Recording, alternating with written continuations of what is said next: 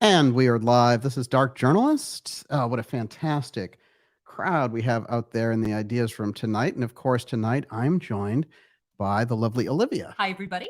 And Olivia, a special tribute tonight.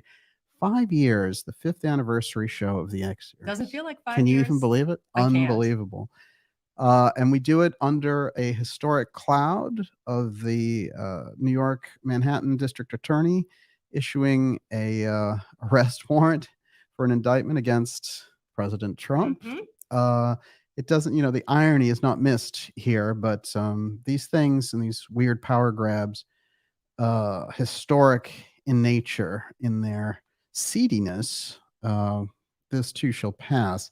And but we're going to do a special in-depth report on that coming up. Of course, that's supposed to all happen on Tuesday, but they have announced it. And welcome to the circus, right? Where are the clowns? Send in the clowns. They must be next. Tonight's show is going to be a blockbuster because I can tell you right now that by the time you leave this episode, you're going to have knowledge about something in our ancient past which doesn't exist anywhere. It's actually no record of it until tonight. There's an amazing crisscross, and what we're going to do is spill this over into 2 mega episodes, one tonight and one tomorrow night, and we're going to do them both in the normal time slots. And I'll tell you what we'll do tonight, Miss Olivia. We won't take questions tonight because we'll just get through the presentation, and we'll be more question heavy tomorrow. So hold your fire, as it were, on that one. And well, you can ask them, and I will copy them for tomorrow night. Okay. All right. That's a good idea. You can sandbag it, and Miss Olivia will put it away. How you doing out there? Doing great. Fantastic. How's the crowd? Very, very congratulatory, which is lovely. Well, it's really interesting. So many things that we started off with in the X series. Some of the themes worked with came, right out of the work of the Dark Journalist show. But the X series was a way to study and really explore the X-STEGANOGRAPHY aspect of it. And we found some incredible things going down as a result of that. So many ancient doorways opening in the crisscross of the advanced technology on one hand with the ancient mystery school knowledge on the other proved to be this kind of irresistible path of knowing and knowledge and information, and some of the best guests on the planet. And with a lot of the great researchers sort of behind us, waving us on and waving us in on this. For me, this is the kind of research that matters. And anything that you do, of course, is important. But when you get into some of the deeper structures behind things, that's where I'm the most comfortable. In fact, I think a lot of people in traditional journalism shy away from that, but that's what gets me interested. And it's always been that way. I always tell people that I've been a dark journalist for a long time. And I feel like I kind of grew up as one. And, when it comes to the X series, I think what we've got a combination of things happening here, which is there's a past that we don't know. There's a present that we don't know. And there's a future that we need to get a handle on. And in order to do that, there are some principles and some things that have been laid out that if we can understand them and grasp them, then they can awaken things inside of us, and we can kind of reach our full knowledge and wisdom potential. So, this is an amazing thing. Our slogan for the show is "The Truth Runs Deep." And, there's no question about it that with the X-STEGANOGRAPHY series, that's where we're coming from. And the ideas from and everything that you guys do, contributing with your insights, with your emails, with your books, with this incredible crisscross, that's such a devastating combination. I would say that between the research that I do, Miss Olivia, the ideas from the incredible guests like Gigi Young and others that we have on the show make this just an incredible happening. And so I look forward, every week to doing this for you. And it's an incredible happening for both of us. Tonight is particularly special because it just so happens I have something wonderful for you on the 5th anniversary. And this is an incredible crisscross here because it dovetails so heavily with the Atlantean Hall of Records knowledge. which we've studied so deeply on this show, involving the TUAOI stone, the power sources for the Atlanteans, how they brought that into Egypt and really dominated that culture, and how Egypt became the legacy culture of the advanced initiated Atlanteans, and how the mystery schools came out of that, and how we get, the Book of the Dead and Pythagoras and all these things as a result of this initial thing that happened way back when. There are some concepts that we've brought forward on the show, including apotheum, which relates directly to this Atlantean disaster and the technology involved with it, which is going to be an important piece for us to understand in order to get our heads around something in modern times, like the UFO file, for example. And it was funny, a little aside is that we have all these kind of intellectual types trying to solve the UFO thing. And one of them is this guy, Eric Weinstein. And it's fascinating because, whatever else he does, he goes, how do we get to the bottom of UAP? And I made a little comment under that, which said, well, the first thing you do is you change the thing to UFO, because UAP is a CIA dream that they came up with. So it's very important when these people get into these things that they not adopt what the intelligence agencies and the establishment and the disinformation artists have left behind for them. So you can see how important it is, the resource of the ideas from a very well-informed and looking for the truth group is going to be far more superior than any kind of, group of intellectual elites being like, hey, let's get the CIA people on because they have credentials to talk about the UFO file. No, that's not how you do it. That's not how you do it. You definitely want people who are educated around it, but you don't want anyone near the, the intelligence group. So that's very, very important. A lot of the concepts that we get into when you get into mystery schools involve the incredible avalanche of knowledge that was released at the end of the 19th century into the early to mid 20th century. And that includes the public mystery schools of theosophy with Helena Blavatsky, Annie Besant, and C.W. Ledbetter. And what came out of that, what sprung out of that in Germany, for example, the Rudolf Steiner movement, which, brought things back to the Western esotericism, which really has to take center stage now. Steiner really gave us that incredible jump start by explaining the eighth sphere and Ahriman and telling us in the 21st century, these were the things we were going to face. We started to bring these things forward, and then somewhere along the line, people started to catch on with the eighth sphere. And so now we have people independently researching this. That is fantastic. And, this is what we need more of. Of course, Gigi Young has done her own incredible work around that. The Steiner work is an incredible vouchsafed legacy to come out really in the 21st century. So, we have a wonderful legacy coming in from that. The Gurdjieff work, which I still think is not very well understood in terms of its impact and just the gigantic things that it tackled. So, G.I. Gurdjieff and P.D. Ouspensky, together with J.G. Bennett, just spreading that into America, the UK, and around Europe, from Russia and Armenia, which is where Greek Armenia, which is where Gurdjieff was born, and the incredible journeys that he had recounted in his meetings with remarkable men. I always find that fascinating. Another interesting thing that he gave us in the middle of all that was the Enneagram and the Sarmung Brotherhood, and this indication that the brotherhoods were invested in helping humanity survive this change from the Industrial Revolution into this unknown future, and talking about societal collapse and how it could be averted, and how small groups working together were going to be this incredibly potent kind of Noah's Ark going into the future. Not that they always predicted disaster, but I think that they saw there was going to be, this kind of incredible mental aberration like we're seeing in society right now. How was that trans riot thing? I know we're getting a lot on that one. Don't even. These are the things that they want to lay on us, basically, right? How's it going out there? Going great. Mr. Wolf says, as a wolf, there is no way I would miss PawGate. PawGate is so very important because I'm giving that to you on 3 levels tonight. And PawGate relates, of course, to the right Sphinx of the right paw of the Sphinx.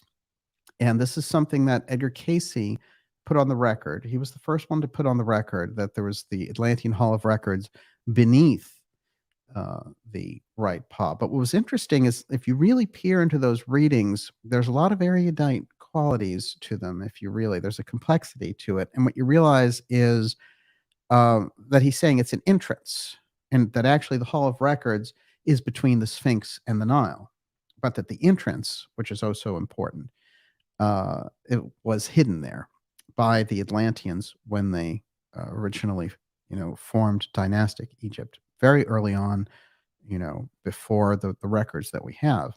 Now, it's also very interesting that PawGate relates to this revelation that I have for you, that this group that vouchsafed these records for humanity, for destiny, and put these things in a kind of a time capsule for a future generation to reveal the history and survive all those cataclysms and all this social upheavals and burning books and burning libraries and the burning of Alexandria and everything else. Well, it just so happens that I'm going to show to you tonight that their motif, in fact, the mystery school's symbol, is the paw. And I'm going to show you that by going to the Yucatan Hall of Records and revealing the paw symbol that was, in fact, found and relates directly to something that Cayce had said about these Hall of Records that the Atlanteans had left, with information about our history, about the TUAOI stone, about the destruction of Atlantis. All of that was going to be found in 3 places. And the first place was going to be under the Sphinx right paw, as we just mentioned, and also in the Yucatan, where Iltar, one of the kind of the Atlantean Noah, the early Mayan Noah, had gone there to deposit these records. This is going to get very interesting because I have new information to put on the record about that tonight, which is going to open the whole thing up. And PawGate is right in the heart of it. And of course, the third place being right off the coast of Bimini, which was the Poseidon temple that Edgar Cayce talked about. That's right there in the hot zone. And what did he say about that? He said, land is rising. You never hear scientists talking about land is rising, but land is rising.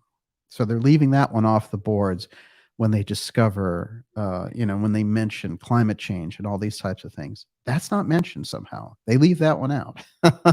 And there's a reason for that. And the mystery schools knew it, and they included it, including Steiner and Theosophy, land rising off the East Coast. Now, here's another piece that's crucial when you get to PawGate, which is there was a major, major cover-up of findings in Egypt by Zahi Hawass and Mark Lehner in their activities. They're looking for the Hall of Records. Hawass and Lehner represent the real establishment archaeology that were going on in that period of the 90s through the 2000s. And they're still there and they're still active. I think Lehner may have retired because he actually is from Boston. But there were a lot of things that were getting very strange there, including the fact that the Cayce Foundation had sponsored both of those guys for their educations before they went over there and started bad-mouthing Cayce and all of his work. So, in fact, I refer to many times the fact that the Egyptian Heritage is written by Mark Lehner, and that's all Cayce readings. That's 1974. This guy was controlling the entirety of the Giza Plateau in the 90s, and he was preventing people like Graham Hancock, Robert Bivol, and Robert Schoch from making any headway when they said, well, you know what, actually, it looks like the Sphinx is the age that Cayce gave at 10,500 BC. He was the major block along with Hawass. So there's a whole PawGate piece there. Since we're going to do this in 2 parts, the thrust tonight is going to come through the figure of Augustus Le Plongeon. And Augustus was an incredible archaeologist in the late 19th century who brought forward the entirety of Chichen Itza and other amazing Mayan sites. And the way that he did it was through psychic archaeology. Very different technique and just, mind-blowing. And this is something that's often forgotten, or is it? Is that just kind of left off that they are using psychics for this stuff, but you're not going to hear about it in any traditional archaeological fashion. So his incredible discoveries included the figure of Chacmool. And Chacmool is going to be so important tonight because we're going to learn that the origin of the name itself is rooted in the Mayan term for a thunder paw. So we're going to deal with Thunder Paw, and we're going to deal with the Mayan Sphinx tonight. Well, maybe many of you have never heard of a Mayan Sphinx because they don't ever talk about it. Well, it was one of the interesting crisscross things that Augustus Le Plongeon found, and it was left out of the record books. And I'll be honest with you, I don't know where that Mayan Sphinx is now, but I have pictures of it. And I'm going to show it to you tonight because it was part of his great discovery. And that's where he learned and had the light bulb moment. Aha, Egypt, Mayans, central culture in the middle, feeding both sides, telling them to store records. Well, it's interesting because in the middle of all this, we have Edgar Cayce, another mystery school piece. Well, this is the Sleeping Prophet, of course. And Cayce gave so many important readings about Atlantis, but he had a 40-year career there as a psychic that dealt with so many issues. But this one's important because in some 900 life readings, the Atlanteans show up over and over again. And over the course of time, if you're getting a reading from the 1920s or the 1940s, you're finding the exact language and geography and things. It's added to here and there to give broader perspective, but it's just a remarkable feat that Cayce pulled off in drawing upon this Akashic record to give us this, retrocognitive look at the past. And there's something very important in there about him saying, well, actually, that other Hall of Records, the one in Yucatan, that's in a very interesting place. And he starts to describe where it is. And at a certain point, it's discovered that there were these expeditions that he mentions, which were picking up pieces of these TUAOI firestones that were Atlantean. And he said, this Penn State actually expedition, they have people out there picking these things up. They don't know what they are. So when we tracked it back a little bit, it turns out that whole area of the peninsula of the Yucatan was called Yucatan even down through Guatemala in 1932 when he was giving the reading. So when you go back and you dial that back a little bit, you realize a lot of people who were looking in certain places in the Yucatan for the Hall of Records never considered a place like Piedras Negras, which is so important. And the meaning, what the Mayans termed Piedras Negras, which is right there on that border with Mexico and Guatemala. And the meaning of Piedras Negras in Spanish, of course, is the black stone. But the Mayan name for Piedras Negras was the Paw Stone. And this is going to be very important in terms of us understanding that the group that hid the Hall of Records was using the paw, the right paw, the Sphinx in Egypt, and the Paw Stone in Yucatan. We're going to put this on the record tonight, and we're going to include all those amazing sources that have helped to make this happen. But this is new, and we're all going to be a part of it tonight.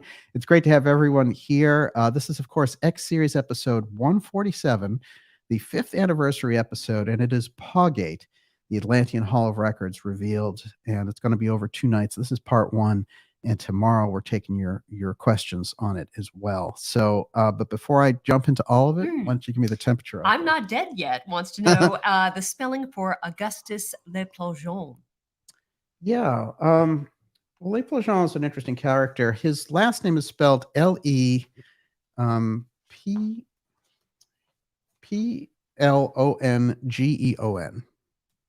And he is interesting in that Manly P. Hall, speaking of mystery schools, has such dramatic things to say about him after researching him and actually meeting with people who knew him. They weren't really contemporaries because, Manly P. Hall just happened to do all this incredible stuff when he was really young. But he had some interesting things that we might even start off with that he had to say about Le Plongeon and just talking about how important his research was to discovering the Mayans. And it's actually amazing because, you know, when he went down there and he's living in Yucatan, you know, these are just the pyramids are just mounds covered in grass, really, and all kinds of nature. And it takes him working with the natives and working with the Indians to just transform the entire environment. He's the one who uncovers Chichen Itza. He's actually quite famous in that regard. But he discovered that the Mayan language was very sophisticated. And when he took those findings to the American Archaeological Association in the 1870s, they said, you know, we're still battling the Native Americans here. We're not about to go around saying that these Native Americans had this sophisticated language. You know, just forget about it. And he grew incredibly pessimistic after bringing these findings, so much so that his wife would say at the end of his life that some of his discoveries he was re-hiding so that, you know, these kind of scholars and people who were spinning things the wrong way couldn't get at them. I find that quite remarkable. But here's a little pinch of what Manly P. Hall had to say about Le Plongeon's discoveries. And it's pretty interesting because it gets into the clairvoyance piece. And this is from a book called The Origin of the Egyptians by Le Plongeon. Le Plongeon's reputation was further enhanced by the circumstances that the Indians were convinced that he possessed supernatural powers, that he reminded them of their own magicians and mystics, and they withheld no information which he desired. The discovery of the celebrated statue now known as Chacmool, this is very important, Chacmool, Chacmool, was typical of Le Plongeon's method of working. He went into the jungle and wandered about apparently in a state of meditation. At last he stopped, considered for a few minutes, and then announced quietly, "We shall dig here." Excavating on the spot resulted in the discovery of the finest example of Chacmool figures that have come to light. The news of the discovery traveled rapidly among the Indians, and that the clairvoyance of Great Blackbeard, which is what they called him, was established beyond doubt. Obviously, occurrences of this kind did not enhance Le Plongeon's reputation among the professional archaeologists. The great figure of Chacmool was confiscated in the name of the Mexican government by General Protesio Guerrero while Le Plongeon was away on the island of Cozumel. This is interesting. So there's a lot of resistance to him and him coming in here and discovering these things. And then there's this other thing, which is, you know, the Indians around there really kind of worship the guy. So what he does is he goes to the government in Yucatan and he says, "I found these figurines. What I would like to do, this statue in particular of Chacmool, we have a centennial coming up in Philadelphia. And I'd like to bring it to America and bring it back. And I'll arrange for the whole thing and the whole culture will know about it." So basically almost like a King Tut traveling exhibit type thing. But he said this way, people will really understand how important the Mayans were and how they fit into history and how they are the basis of where the Atlanteans created, you know, this mother culture. So he had some incredible insights. And so what they did is they actually came and they grabbed Chacmool, the statue, and they took it away and they displayed it in Merida. And what happened from there is Le Plongeon could pinpoint other sites and say, that's Chacmool site, that's Chacmool site, that's Chacmool site. And suddenly all these other statues of later versions of Chacmool would show up. This is Le Plongeon, and that's him in 1880. You can see that kind of, you know, he's a very aristocratic kind of figure. He's a very regal figure, but he's got those kind of piercing psychic eyes. And he had spent a great deal of time in Peru. He was a world traveler, and he had done some land investments that allowed him the ability to kind of have this extra money to go and do these things. But he's a very early pioneer, like 1840s, in photography. So he becomes the key early photographer of archaeological sites. How important is that? Manly P. Hall references the fact that many of his photos had never been seen, and that some of them were stolen, some were confiscated, and some were hidden because of their controversial nature, because they upset the apple cart of what we know and what we hear so much about. So when we get, instances of news reports saying like, hey, they found this whole thing of all the slaves who built the Egyptian pyramids. So just forget about those theories about how the pyramids might have been made otherwise. We found the slaves and it's all over. Those are all cooked stories. And for years, they were cooked by Zahi Hawass. Now, what's interesting is people like Hawass know the real story, just like Mark Lehner and Hawass. And that's the other piece of PawGate, which is kind of like Gizagate. But PawGate shows up there too, because there's a lot of hiding as they're searching for this Hall of Records, not to share it publicly, but to share it with these governments. And it's interesting because Hawass became part of the corrupt Mubarak government before there was a military overthrow. They elected him to cabinet level, booted Mubarak for crimes and corruption.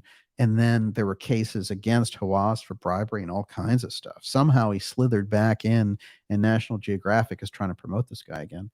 It should not be allowed in any case, but there's a lot of things there in relation to, blocking access and creating this kind of cult. The other thing is National Geographic set up a phony situation with him where they would say like, oh, he found Nefertiti's tomb.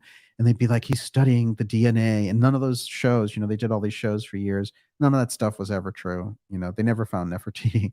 So they knew how to get specials going. He knew how to, get checks, basically. So a lot of that is the corruption around this. And let me tell you, whether you're dealing on like a small local level in this field, the secret space program, right, and Gaia TV, or you're going to find sleaze there, and you're going to find sleaze in the really big archaeological circles. That's the way it goes. And the sooner that we just deal with that, the better off we're going to be. All right. Now, it's also quite interesting. And I want to say that Le Plongeon's wife, whose original name was Dixon, and that name should ring a bell if you know anything about Egyptian archaeology and some of the shows that we've done, and of course, Jean Dixon. But she did a remarkable job of being down there with him in the Yucatan, and she was a young photographer. And I think when I looked at the records there, I think he was about 30 years older than she was. But as it turned out, they were, quite a match. And she ended up cataloging the findings and really doing this kind of very early psychic, yet very scientific archaeology. Here is a picture of Le Plongeon finding Chacmool. And this all gets very interesting because Chacmool is going to come back here, and we're going to learn that his name, as I said, means Thunder Paw, which is also going to tie in to this whole thing about the Paw mystery school that was driving all of these hidden finds, the initiates who were stashing the Atlantean Hall of Records, and how that paw and the symbology of that paw is going to, that's what they were using. But they were using it not only in Egypt, they were using it all across the world. And we're going to find them using it in Egypt and in Yucatan. That's the find there of Chacmool, and that's in Yucatan. And this is based literally on Le Plongeon's psychic ability to go in there and discover these things. This figure, Chacmool, Le Plongeon would put forward after reading the Mayan hieroglyphs, which he could do and which he submitted for our approval. But like I said, the American Archaeological Association turned him down, that in fact, this is an Osiris character. So this gets kind of deep as we get into the weeds on it. A quick example of the type of Mexico and Yucatan that he encountered versus what we got later based on his efforts back there. On the top there, you have the Mexican step pyramid, and there it is, years after he discovered it, and then they took all the grass away. But otherwise, these things just look like overgrown hills because, they're not in use after all. And how much history have we lost in this fashion? Now, with the incredible things, and of course, the late Carmen Bolter, God bless her, informed me about this, that they were using this LiDAR kind of x-raying the jungles with satellites now, and that there's a great deal of this in use in archaeology. How much of it is coming out to the public? That's a totally different question. Everyone, you're watching the special 5-year anniversary of the X series. This is PawGate. Get ready, because the Atlantean Hall of Records is at our fingertips, or at our paw tips, as it were. We are claw tips. We're going to take your questions in part 2 tomorrow. So we might deal with a few of them at the end of the show tonight, but you can ask those questions, and we're going to have, a kind of a bigger Q&A tomorrow. Tonight, it's kind of mostly just all presentation. So great to have all of you here with us. Of course, we do this under the shadow of this egregious act by the government and the Manhattan prosecutor taking this, ridiculous action against a former president. And obviously that's going to ricochet through the halls of justice for a while. But to take the pause and just say, wow, just incredible how much we've slipped in America in terms of the rule of law. Where are those indictments for Hillary Clinton? I'm waiting, baby. I'm waiting. But in any case, Republican or Democrat, any of those things that we get into, the nature of that kind of overreach that the deep state is attempting, and they're operating on a state level, on a federal level, doesn't matter. We can see them. So this is going to be important, and there's going to be, if anything, it's going to work to expose who's involved in these things. But I think you're going to see more of it. I think you're going to see more political prosecutions, and this is the big test balloon. So, we have to make sure it does not succeed. And I do think that, it's going to be an unavoidable thing that this is so linked in with the important election next year. And I've been pointing out that election is very significant. So, if you hear, well, don't worry about presidential elections, it doesn't matter. Don't believe the hype on that one this time, because this one may matter more than all the others. Yeah, excellent point. I want to remind you before we get into the next section to go to darkjournalist.com, by the way, and especially if you're new, sign up for our newsletter. It's free, and you get all the incredible information about the X series episodes that we have coming up for you, the remarkable interviews that we have set for you coming up. I mean, just incredible things happening. Documentaries, events, things you just want to be aware of, and stand up and be counted. Sign up for the newsletter. Make sure that you're there and take that extra moment, because we are suffering some intense, and I mean intense, types of censorship. And I was reading about this kind of censorship that was being ordered.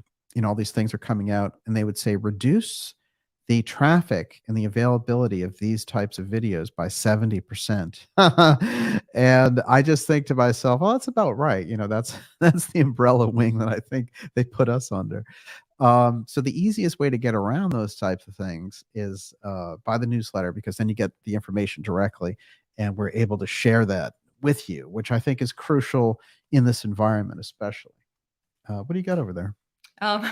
Joseph was saying, Hawass, cover something up? Say it isn't so. The Hawass Mubarak connection. Whoa. That is that's some dirty Egypt, right? Brenda Fisher says he's like a bad rash, just keeps coming back. Well, wait till I show you what he took part in. Now let's get some paw glyphs going. Now, this is very interesting. Later, after the Atlantean records were hidden, there was a group there inside that still used this paw glyph as a way to indicate mystery school brother to mystery school brother to sister to priestess and all the rest, that they were handing this information down. Now, what happens is by around 600 AD, this thing is played out, and that group is largely dissembled, and sort of like, I would say the dark tribes have come in, meaning their intentions, coming in were just to overthrow, and they were getting and losing that kind of innocence of the original Mayans. Interestingly enough, a guy shows up who is like a warrior, and says, I'm going to reverse all that. I'm going to reinstate the, basically like the Paw Brotherhood. And that's Jaguar Paw. Interestingly enough, this is the name that's selected by Mel Gibson for his hero in Apocalypto. So we don't know how deep PawGate goes, but this is just the tip of the iceberg. So what is the name again? Jaguar Paw. Okay. That is the glyph of Jaguar Paw. And he comes back with a vengeance, and says, not only am I, associated with this Hall of Records of our ancestors, I'm also associated with the new Baktuns that are going to be the new calendar. And I'm the guy who's associated with all the way up to 2012. This is what's remarkable. This is what they discovered about him. And he was taking the mantle up of this earlier group that was identifying itself with this paw symbol. And we're going to get into how he did that. Here's a bio on the Jaguar Paw king. Actually, he was in the 4th century, not the 6th. On January 16th, 378, a Mayan king, Jaguar Paw, was killed in what is now Tikal in Guatemala. Jaguar Paw's death was probably a result of the arrival of an invading army, a city in the highlands of the Valley of Mexico near what is Mexico City, Mexico. The invading Teotihuacan army did not destroy the Maya. However, they helped expand the culture's sphere of influence to its greatest extent. Tikal was a thriving city by the time they arrived. More than 10,000 people lived in the city, deep in the rainforest of Central America. Jaguar Paw's enormous stone palace is still standing, the center of one of Guatemala's most popular national parks. The written Maya language was a sophisticated series of hieroglyphics only deciphered in the 20th century. Teotihuacan period in Tikal's history contributed to an even more advanced Maya civilization. The city grew to 90,000 people, and so on and so forth. This is Jaguar Paw, who takes the old symbolism that is used to store the Hall of Records and this paw symbolism and the Chacmool imagery, all that, and decides, hey, I'm the inheritor of this, and I'm Jaguar Paw. I'm going to be the ruler for it. And for a while, it works out for him. And what happens ultimately is he's dethroned by this invading group. But what I find interesting is that he not only takes on the Jaguar Paw piece, but he starts identifying himself with that Baktun that takes us up from 3114 BC all the way to 2012, and all the things that came about as a result of that. I'm going to get into a Russian archaeologist, a female archaeologist who in the 1930s deciphered so much of what was going on at Piedras Negras, and that ties into this PawGate aspect as well. And one of the things that she was able to do was show the advanced mathematics of the Mayans, and that's where the whole thing about 2012 and all the rest came about. Now, there was a marketing effort to say that was the end of the world, and they put all these, kind of, the words escape me. It's like that whole Gaia milieu of the doomsday people mixed with the fluff people. And, but there was something significant about the Mayan, including the periods that we're in, and how they were highlighting the end of that Baktun. 2012 is an important period in time. And there's no question that they were seeing these things out into the future. They just weren't seeing the cataclysm that everyone was being pumped into. But if you look back 12 years from 2012, they did the Y2K thing. So there's a weird mechanism going on in the background there. And just like now, they always want to talk about World War III, and they're putting us on the brink of World War III. You better believe it. But there is this disaster consciousness. It's almost like if they keep the smart people in a sense of fear, if they can reach into that sphere, then they can make people, out of their center, and they kind of thrive on that chaos. So a lot of interesting things came about as a result of that. But here we have in the middle of this paw imagery, this time it's Jaguar Paw, and he's associated with this kind of advanced astronomical calendar. When we go back a little further and we look at the Chacmool character, whose name is Thunder Paw, then we find some of the insights around Le Plongeon, who discovered him, and who, by the way, was a great believer in the ancient continent of Atlantis, and felt that the Maya were derived directly from the Atlanteans. He starts to look into this and see that the whole chain is connected from Atlantis through Chacmool to Osiris. This is how he builds the chain, and it's quite remarkable. What I want to say about Le Plongeon is he's dealing there in the 1870s and 1880s, and he's got the incredible, untainted discoveries there right in front of him, and he's working with them on the ground. He's not an armchair researcher. And he's also got this incredible psychic ability. And then here we are, 125, 150 years later, looking back at him, and we have a lot of this sophisticated technology, satellites, and everything else. And it is the combination of those things that can get us somewhere. So right now, there's a lot of arrogance that, people in the archaeological fields about what they think they've discovered as history. One of the things I've pointed out is most of Egyptology, for example, is based directly on research done in the, I'm not kidding, 18th century.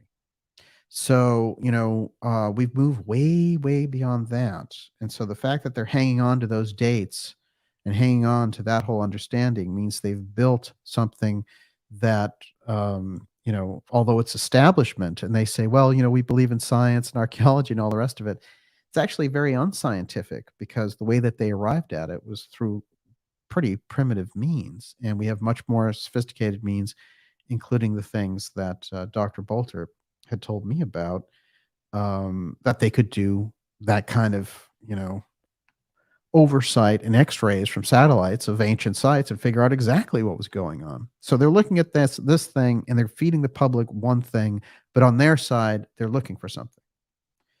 That's kind of gives us the jumping off point, and it's where the insights from someone like Le Plongeon are going to help dramatically. Let's go to the horse's mouth on this, and then I'm going to show you the Mexican Yucatan Sphinx. Yes, they had a Sphinx just like the Egyptians did, oddly enough, and this formed the foundation of some of the thinking that Le Plongeon had. Very good. How are we doing out there? Very well. Okay. I do have a good question for you. Yes. Tessa1111 wants to know, wonder if they found a crystal jaguar paw like the Mitchell Hedges skull. Yeah, well, that's an incredible find. And when you think about the crystal skull find, the original Mitchell Hedges find, and again, she was there with her dad, and he was a remarkable archaeologist. So those are the types of situations and people. Later, there were knockoffs on the idea of the crystal skull, and we got some phonies and stuff. But that one, the Mitchell Hedges one, always had unusual properties, and the stories around it were quite believable. The paw symbol in the naming and in how they created Piedras Negras as the Paw Stone. This is going to be very important, because when you think about where the Hall of Records are, remember, we never knew that there was a Hall of Records beneath the Sphinx under the Right Paw until Cayce gave us that information. Now, true, it hasn't been proven out. We haven't, as far as we know, found the Hall of Records. But there's been a lot of, preventing independent observation around this. But what's interesting is Cayce gave that. So directly from Cayce's unconscious now, working on that mystery school level, he is, through his psychic vision, giving us that instance of the paw. And it was amazing to me when I got around the Piedras Negras story to realize that the Mayans were using their original name for it was the Paw Stone. And it was known as what they called the place of the great entrance. So, the entrance to the ancient mysteries, as it were, the entrance to the Hall of Records. The paw part is fascinating because it's not understood, and it didn't occur to me or many of these researchers for many years that the reason it was under the right paw of the Sphinx was because they were using the paw as the identifier. It's the motif, as it were, of the mystery school that's involved in hiding the records. So these initiates, their symbol is the paw, and I'm going to show you how deep that runs. There's a really weird story that came. Before I get into Le Plongeon's overview, this is something that got my attention because I've noticed that a lot of sphinxes are being discovered, in fact, and they're much later knockoff versions, with some king's head on them. But this one struck me as unusual because I think, again, it gets to this motif. If somebody's looking for that key back in time, remains of a sphinx found in northern Israel. Archaeologists believe the statue indicates ties between Egyptian rulers and the ancient city of Hazor. Now, that's not on the record anywhere, that the people who built the pyramids had no relations with anyone in Israel. All they found, though, are the paws, not the whole statue. The construction group that found it, in fact, talked about how they found it, and it looks literally like the paws were chopped off the statue and taken and, scurried away. There's something about those paws being in Israel that caught my attention. And I think we have to look at this and say, the PawGate piece becomes very important because we start to realize, okay, Cayce put one on the record about the Atlantean Hall of Records. That's one, the right hand of the paw. Now, Piedras Negras, which is the place indicated in the Cayce readings for Hall of Records site number 2, this one also has the Mayans call it the Paw Stone, and it has the jaguar paw motif and all these other things. So we've got the exact same Hall of Records, and we have, again, this symbolism of the paw as the message behind the storing of the records. This gets quite fascinating as we go. As I said, these other ones are being found. Egypt Archaeology Dig unearths smiling mini sphinx, which may represent Claudius. I mean, at a certain point, when the Egyptians were falling to Rome and Ptolemy and stuff, they just wanted to kind of be like, hey, we Romans are kind of adopting the whole look and the feel of the Egyptians. And but here was another one, in fact, and this is all within a very short period of time. Archaeologists have discovered broken pharaoh sphinx statues at ancient Egyptian Sun Temple. That one we just got a few days ago. So these sphinxes are being uncovered left and right. And it's also interesting to note that if you go into a lot of that Masonic history, which Le Plongeon does, what is he saying? He's actually telling us that the sphinxes are what is used in very early Masonic imagery, and that the whole thing is based around the Sphinx. This is interesting because he was saying that the foundations of Masonic groups came directly out of these Mayan territories. So that's fascinating too. That's one of the examples where we see that Sphinx version with the paws again. This is a Masonic temple. So we have to understand and go deep on the paw symbolism and understand it on the esoteric level. What are they getting at with that? And how is this the signature, the steganography for this group moving through history? And I'll tell you right smack in the middle of it, we're going to find we run into the X-STEGANOGRAPhy. This is really remarkable. Some of the early efforts by people like Robert Schoch and Paval gave us some very, very interesting seismographs underneath the Sphinx. And that one by Paval for a television station in the 1990s gives us this kind of empty chamber beneath the Sphinx. That was early computer imaging on that. Never investigated, and it was later blown off by Hawass and his group saying, oh, it was a water chamber. There, of course, is one of the largest statues in the world, this great enigma, the Sphinx. The question is, what does it represent, and what territory we're getting into with Cayce suggesting it's a sentinel for the Atlantean Hall of Records, and those records containing information about the TUAOI stone, about this deep spiritual connection, and about that history of a very advanced, technologically and otherwise, a civilization there in Atlantis. This has to be something that we take a deep look at and start to say, oh, the PawGate, the motif of the paw becomes the identifier of the school, the mystery school that's involved in the hiding of the records. And this is going to get us into some deeper territory as we go. I promised you a look at this Sphinx that was discovered in Yucatan by Le Plongeon. Now, subsequently, I have not seen this thing anywhere.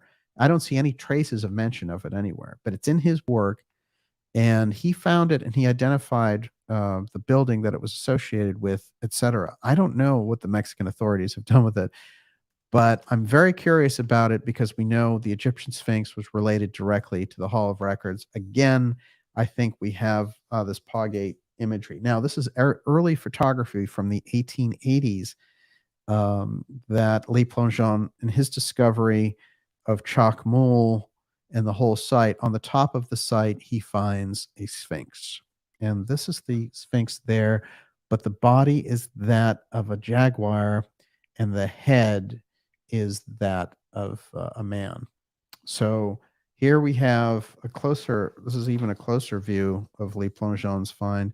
That is, in fact, a Mexican Yucatan Sphinx connected directly to the Mayan culture. Where is this artifact? We're going to go deep to find out its connection to Chacmool, PawGate, and all the rest of it, because we're getting closer to this Atlantean Hall of Records in Yucatan by following the trail of Augustus Le Plongeon and the paw symbolism at Piedras Negras, which is the site that Cayce located the Atlantean Hall of Records. This is going to be an earthquake if we can get our hands on where some of these artifacts are. All right, a little further. Let's get now into Le Plongeon's head a little bit and get, kind of an idea of where he was coming from on this. And remember, he'd been in South America, he'd been in India, he'd been involved in incredible archaeology. And then by the time he set out for Yucatan, it's just him and his wife and some 20 or 30 loyal Mayans there going through and uncovering these pyramids and really changing things. Okay, so here's a few things that are interesting that he has to say about the Sphinx, the Egyptian one. Quote, "From all antiquity, the Egyptian Sphinx has been a riddle that has remained unsolved to our day. It is still, as Bunsen says, the enigma of history. The name itself, most conspicuous on the tablet in the temple between the paws of this wonderful statue, is that of Armaeus. According to Osborne, it was the work of King Khafre. But he is still in doubt for it, for he adds, on the other hand, the great enigma of the bearded giant Sphinx still remains unsolved. When and by whom was the colossal statue erected, and what was its significance? We're accustomed to regard the Sphinx in Egypt as a portrait of the king, and generally, indeed, as that is the particular king whose features it is said to represent. In hieroglyphic written character, the Sphinx is called Neb, the Lord. But researcher Richard Lepsis, this is a 19th century research he's citing, remarks, King Khafre was named in the inscription, but it does not seem reasonable to conclude that Khafre first caused the lion to be created. So he's showing the doubt about any of the Sphinx stuff in the official story in his period. Now, we know they've moved along through time, and now here we are in 2023, and they're looking back at this and they're saying, oh, you know what? The Sphinx is, 2500 BC. The pyramids are 2500 BC. They're just stuck on that. They think that they've found it out. All of the new research, including Schock's research about the weathering on the Sphinx that shows it's from 10,500 BC at least, they just don't want to deal with it. It's just discarded. So it's been proven, and it's been proven by different sciences. In Schock's case, we're talking geologist. So, step aside, archaeologists, and give a geologist a moment on this. Well, the people who blocked a lot of that information from coming out were these same people at the heart of a different kind of PawGate. Like I was mentioning, Hawass and our friend Mark Lehner. What's interesting about them also, as I've said, and this has to be understood in the impact of it, which is they have taken millions of dollars for research from the Cayce Foundation to do the work that they do. So, on one hand, badmouth all of Cayce's predictions, badmouth his thing about ancient Atlantis. On the other hand, take all the money from the gullible ARE and, do all this. God knows what they're doing with the money. But the thing is, that's been a long, hardcore process. They did it for 30 years. What's interesting is it was Cayce's son, Hugh Lynn, that sponsored one, Lehner, and two, Hawass, for Egyptian university scholarships so that they could go over there and do this research in the first place, presumably for the Association of Research and Enlightenment. So this is really quite the backhand when you get into it, that they became the main trust blocking people. Now, like I said, Lehner retired, and then Hawass was thrown out, because he was part of the Mubarak government. But he weaseled his way back in, and now you're seeing him kind of adopted to these, he's Indiana Jones for the for the Great Pyramid and stuff. Don't believe the hype on that is all I can say. But it's interesting to me, the level of deceit that's involved in there. But also think about it. How knowledgeable were these guys if they were studying the same Cayce readings that you and I are looking at? And they had all the archaeologists and all the satellite imagery and all that stuff in those sections. There's a letter, in fact, there's a whole New York Times article that covers this in 1998 of all times. But there's a letter from Graham Hancock at the end of his book, which is a copy of a letter that he sends to the Egyptian antiquities saying that, he thinks these guys are looking for the Hall of Records and they don't want to share it. So, it's interesting to me. There were a lot of scuffles. There was a feeling there that something was being held back, but nobody could do anything about it. Well, I've done a number of shows with Dr. Joseph Farrell, and if he's out there tonight, hello, Joseph. But, we talk about archaeology wars, and he did this incredible overview on what they did with the Baghdad Museum, and also what they've done in terms of that hunt for advanced ancient technology and how they can use it is at a very high level. And we have to understand a couple of essential facts about that. One, there is on the record a declassified CIA document saying that they placed people inside the Cayce Foundation in 1964 because they wanted information about what? The Hall of Records. The Atlantean Hall of Records. They wanted all the information they could get about it. So they figured the best way we could do it, put 3 people in there, have them be volunteers. Let's stick around and listen to things. That's pretty wild when you think about it. So then we start to understand the level of the ancient stories, the technology, the Hall of Records from a different perspective. I can tell you that the CIA spent thousands and thousands of dollars looking for Noah's Ark. Why, you would ask?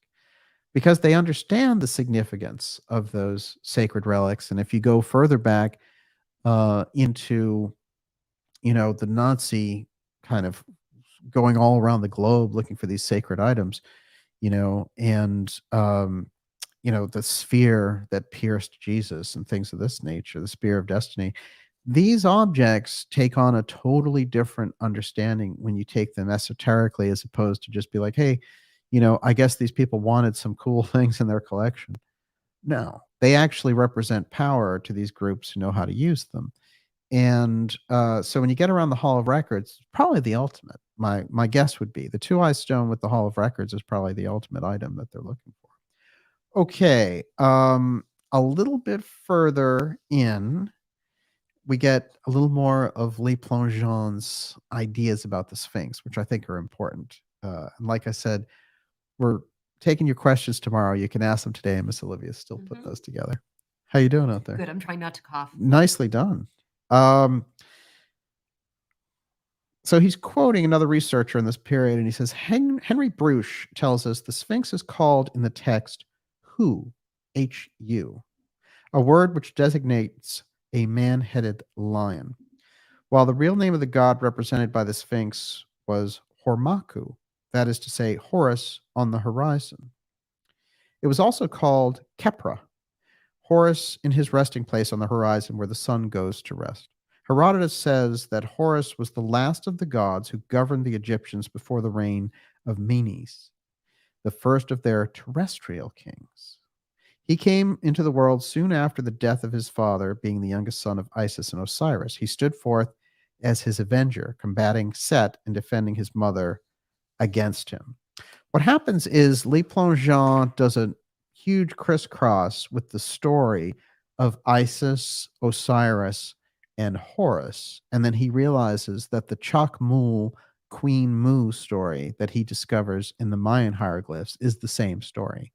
But the Chacmool character is the one who is killed like Osiris, and he's defeated, and it's his wife who erects all of these statues and assembles the different pieces.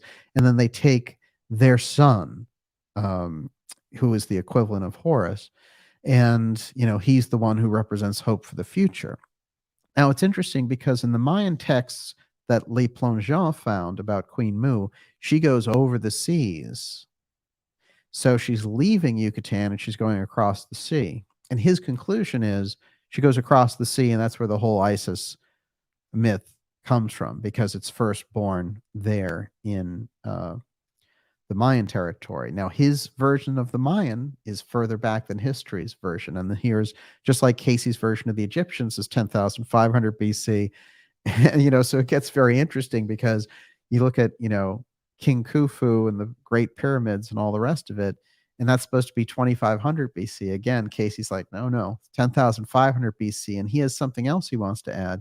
He says, well, actually, the reason they selected the spot of the plateau of Giza was not even, they were actually looking at it as an archaeological site then, and he's talking 10,500 BC. So that site is very, very ancient, way, way further back than 2,500 BC, which is the best of our archaeologists tell us, oh, that's the period, because we have a king there who identifies himself with the pyramids, even though none of it makes sense, and his name never appears in the pyramid. So we've got some issues, shall we say.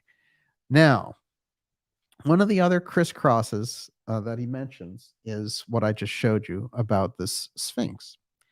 Now, what he says is, we may be permitted to call attention to striking analogies existing between the Egyptian Sphinx and the leopard with human head that crowned Prince Kho's mausoleum.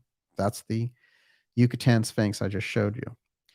By the way, Chacmool, his name, that's like a name that means, as I said, Thunder Paw, but his actual name is Prince Kho, C-O-H. In order to better understand these analogies, it will be necessary to consider not only the meaning of the names of the Sphinx, but also its position relative to the horizon and to the edifices by which it is surrounded. It is placed exactly in front and to the east of the second pyramid, overlooking the Nile toward the rising sun. It represents a crouching lion, or maybe a leopard with a human head hewn out of solid rock. Piazza Smith tells us that about the head and the face, though nowhere else, there is much of the original statuary surface occasionally, and it's painted a dull red. And then he does a crisscross with how the Mayans made their statues with this red pigment. So he makes quite an interesting case for it, and he makes the case that, in fact, there's a crisscross with Osiris and Chacmool. So this is something that he's putting forward, and he gives us, decades of research to back this up. Now, what I think he does, which is remarkable, is he gives us the similarity in the names of Egyptian gods and Egyptian priests, and then he goes back over the Maya and he does the same thing. His work was used by Ignatius Donnelly in the first Atlantean classic, The Antediluvian World, but Madame Blavatsky draws on his research in her Secret Doctrine. That shows us, again, this interesting crisscross on the mystical side when we go in and we look at Le Plongeon, he is what? He's a theosophist. So he understands the Atlantis story from the mystical side also. And as we learned from Manly P. Hall, he's a psychic archaeologist. All right. Somewhere along the lines, we find that Edgar Cayce starts talking to this one person about their Atlantean experience, and he talks about where this other Hall of Records is, and how Iltar, who is the leader, the kind of Noah of the Atlanteans on the Poseidian side, that is where the Bahamas is and all that, he goes to Yucatan. And what he does is he deposits these Hall of Records. The first temple that he builds for them is right on the coast there off Yucatan. It sinks because Atlantis is not done pulling everything down. And there's this whole effect that's taking place, not only through earthquakes, etc., but also through the destruction of this TUAOI power station crystal network. What he decides to do is he takes that temple structure, he goes deeper into Mexico, and he brings it to that border there with Guatemala, which, as we know at the time, was just one big piece. So Cayce starts to talk about what's there near the Hall of Records, and he starts to describe how the stones are magnetized by this process of using the TUAOI stone. And he describes these portable versions of the large TUAOI stations, and they're called firestones. So the firestones become kind of the central power network in Yucatan. You could call it kind of like Atlantis 2. And the firestones become a remarkable achievement because he reverts them back to their original function. This is very interesting because Cayce talks about how the technology that the Atlanteans had was originally designed to be a spiritual technology. So literally, you open your laptop up and you're dealing with the ascended masters.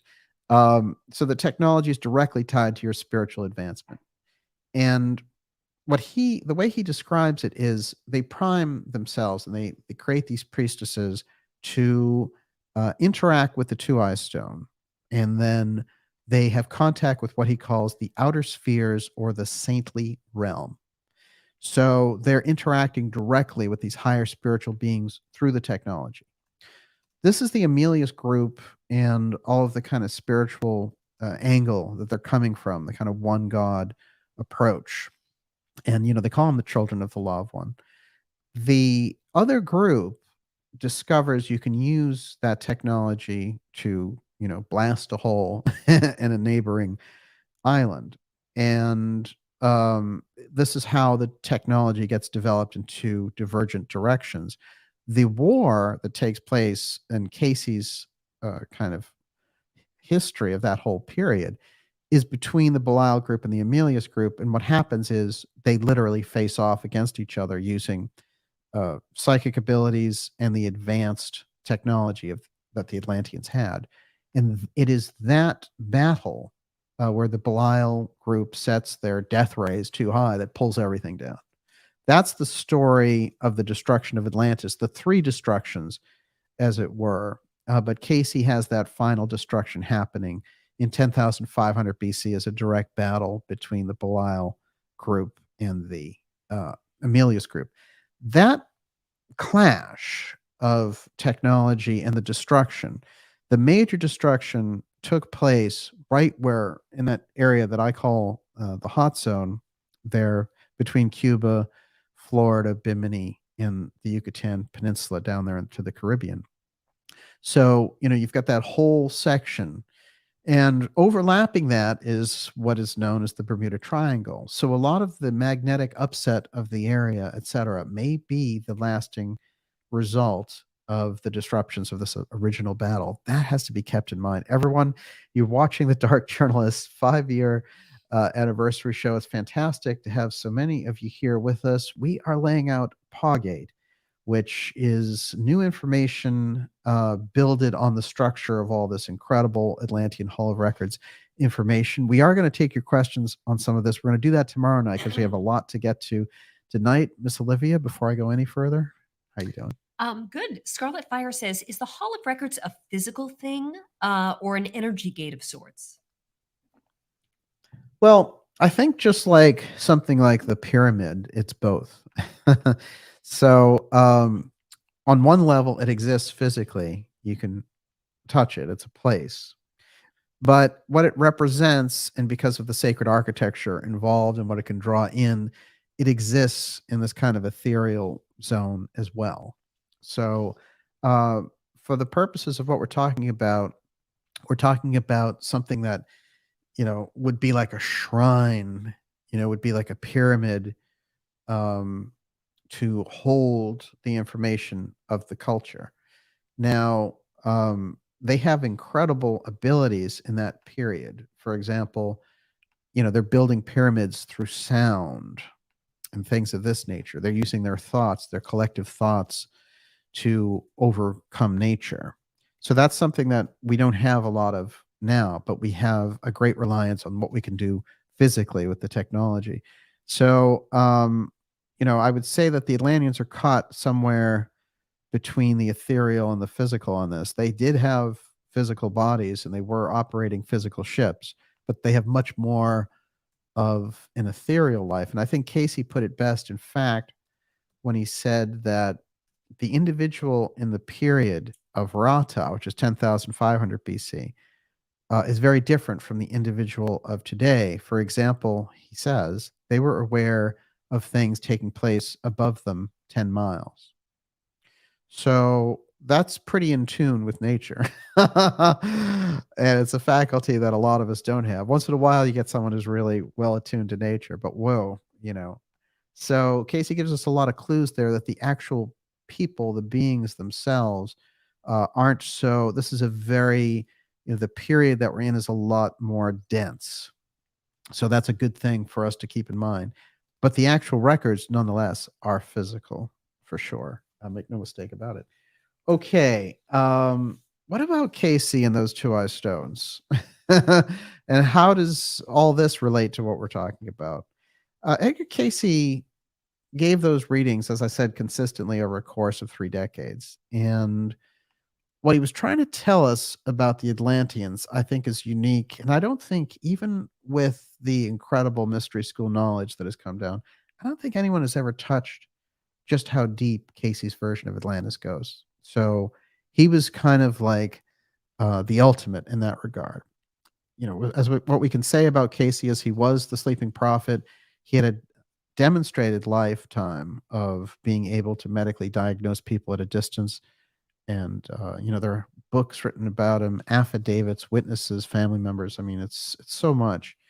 And it's suggesting to us that we all have this psychic ability, as Cayce would say, but it's something that we kind of put away. And Cayce was lucky; it was still, he was able to tap into it. There's a really interesting setup of the two-eye stone that he described, and then there are some Mayan hieroglyphs that I think are going to give us the idea of how the firestone piece fits into this. Before I do that, if you've watched any of our shows in the Hot Zone, I've shown this image. This is an image of the two-eye stone that a NASA scientist in 1974 developed. He was very interested in the Cayce readings, and based on the Cayce readings, he felt that he had a scientific breakdown of what that crystal was. And there it is, a 6-sided cylindrical figure of a kind of blue crystal. And this two-eye stone operated power stations throughout the globe. This is the way that Cayce said they were set up. The name TUAOI, TUAOI, was spelled out by Cayce on multiple occasions, so we know the spelling is correct. But what the word means is really interesting because various interpretations show up. The similarity to, for example, the Tuatha De Danann, some of that mystical imagery of that group showing up in Ireland in a glow, riding in on a cloud, dominating the place, and then showing up in their record of kings. Um, you know, there's a lot of interesting things. The tribe of Dan, for example, in the Bible, they are a seafaring, they're only on ships, which is very odd for any of the other, um, Jewish tribes. So there's this idea that this group may have been kind of going around to different locations and leaving their mark. So the name TUAOI shows up also in Samoan. So, we get a lot of strange references about this. What I found about it fundamentally in Celt literature is that it means something like when you say two-eye stone, you're saying the people's stone, something along that line, or people of the stone. So, people of the crystal. Now, it's interesting because Cayce says that for a long time they refer to it as the mighty crystal because it's got these incredible spiritual qualities. By the time it's causing all this destruction, it's referred to as the mighty terrible crystal. And you'll find that term right in the middle of one of Ezekiel's visions, where he says, right above their heads, I could see the blue, mighty, terrible crystal. This is a reference. Again, we're seeing the two-eye stone come back there. And it's interesting because when they were asking Cayce about the flying machines that the Atlanteans used, he stops and he says, "Oh, it was very much like what Ezekiel described, but that was a much later date." So, when we have Ezekiel, and there's some just dispute about when he was active, but let's say a good range would be somewhere around like 2000 BC. But the Atlanteans went down in 10,500 BC, according to Cayce. So somewhere in the 8,500 years in between, somebody kept the technology because Casey's saying, well, if you want the Atlantean spaceships, basically, it's the same thing that Ezekiel was seeing. Well, in the middle of Ezekiel's vision, he's like, hey, look, it's the two-eye stone, the terrible crystal at the top of this machine. So a lot of that, there's a lot of piecing together of this. And then I also think about Cayce and his own tight relationship with the Bible and how this Atlantis information is coming forward. So he's able to kind of navigate these two worlds because when he's coming up with these concepts originally, nobody from his Christian communities want to hear anything about this because reincarnation's involved, which is how he's getting a lot of the information. So there's a lot, let's just say there's a lot of interesting background with Cayce around this. Okay, so he's telling this woman, look, you were deep in the priestess action with the two-eye stone back in the Atlantean Poseidian period, say about 11,000 BC. And he says, in the center, upon a board or a paper, begin with the stone as the light of the activities in the temple of the Atlantean Poseidian era. This might be termed the two-eye stone, TUAOI. This would be a six-faceted stone at the height as to proportion with the rest of the chart. As may be indicated, the stone of the two-eye would be opalescent, while the light would be indicated from the top in the rays of white light. Some foliage, as might be indicated by the laurel, would be around the portions of the base of the stone. In the foreground of this would be the pool or water with the moon shining upon, saying, put the life force of the lotus, or indicated in the lotus, with its white and ruby center. He's giving her this kind of imagery that she should be using when she's thinking about this period. Upon the left side, put the full moon surrounded by four fingers, represented by the zodiac sign Leo.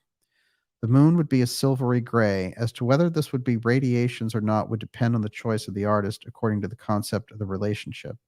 Upon the right side of the chart, on the level of the base of the stone, put again the full moon, the face here, more representative of the pink and the red. The figure about this 4 in number would be represented in the sign of Cancer. So he's giving her this kind of zodiac he's laying out, and she's, with the two-eye stone in the middle. And it goes on, but I think the one that was interesting also is that he gives her Venus and Mercury to include in here. So there's a mention of TUAOI early, very early in the Cayce readings. Later, there's a much more advanced overview based on these individuals who come to him. The Dr. John Sutton, the scientist, the NASA scientist who was interested in all this, came up after studying the readings with these basic categories about what the TUAOI stone was and was not. So here, after studying the readings on it, he drew the following picture of the TUAOI stone. 1, it became hot when used. 2, it was large.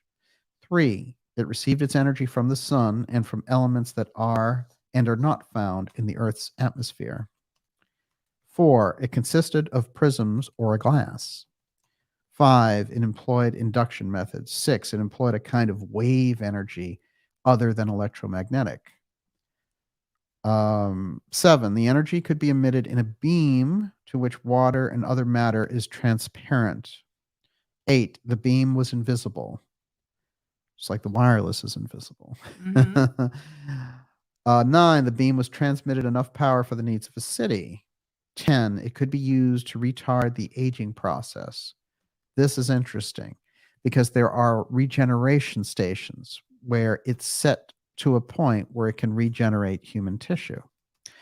Now, this is interesting for a couple of reasons. One is the only indication of how this worked is he said, well, the radiations were set to a point where they would be destructive to an animal organism, but not destructive to a human organism. So they're right in between that spectrum.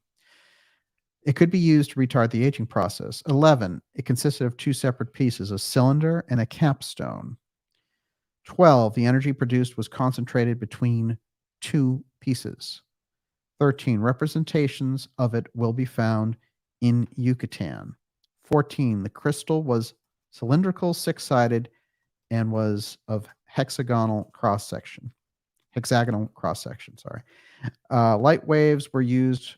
15, light waves were used for communications with extraterrestrial intelligence.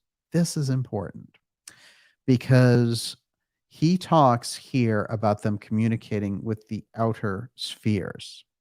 So it's extraterrestrial in that sense. It doesn't necessarily include, alien contact. 16, misuse, accidental or otherwise, of the TUAOI stone caused 2 geological upheavals. In fact, 3. But it's a pretty good rundown when just looked at as on a bare scientific basis. And I remember at a certain point when they try to rebuild the Ark of the Covenant, and when they were doing it, it was producing all this electrical problems for the guy who was reproducing it. When we get these concepts inside of a scientific environment, we start to realize just how hardcore this is. Yeah, how you doing over there? There's nothing I have for you. How are you making out over there? Again, I'm just trying not to cough. I like nicely done. All right. This gets us on Cayce's side to a very important place. At a certain point, and this opens up the whole Piedras Negras Paw Stone Hall of Records aspect. There's a reading that he does, and it's for Mitchell Hastings. Mitchell Hastings actually will be a guy who comes back here and founds all these radio stations, WBCN. And driving around Boston, if you look up at the Prudential Tower, you're still going to see this radio tower on the top of it. And Mitchell Hastings built that back in maybe the 1970s, but it's still there. Joseph is asking, is this a Cayce reading that you're reading? That was a Cayce reading, yeah. Okay. TUAOI stone, yeah. Mm-hmm. He was giving that Cayce reading. This reading is 440-5, and it is the reading for Mitchell Hastings. So that's who he's giving it for. The other one was an early mention of the TUAOI stone, and it was in the middle of this woman's reading talking about her spiritual abilities. And he starts to say, well, you pick this up during your Atlantean Poseidian lifetime, and here's some of that.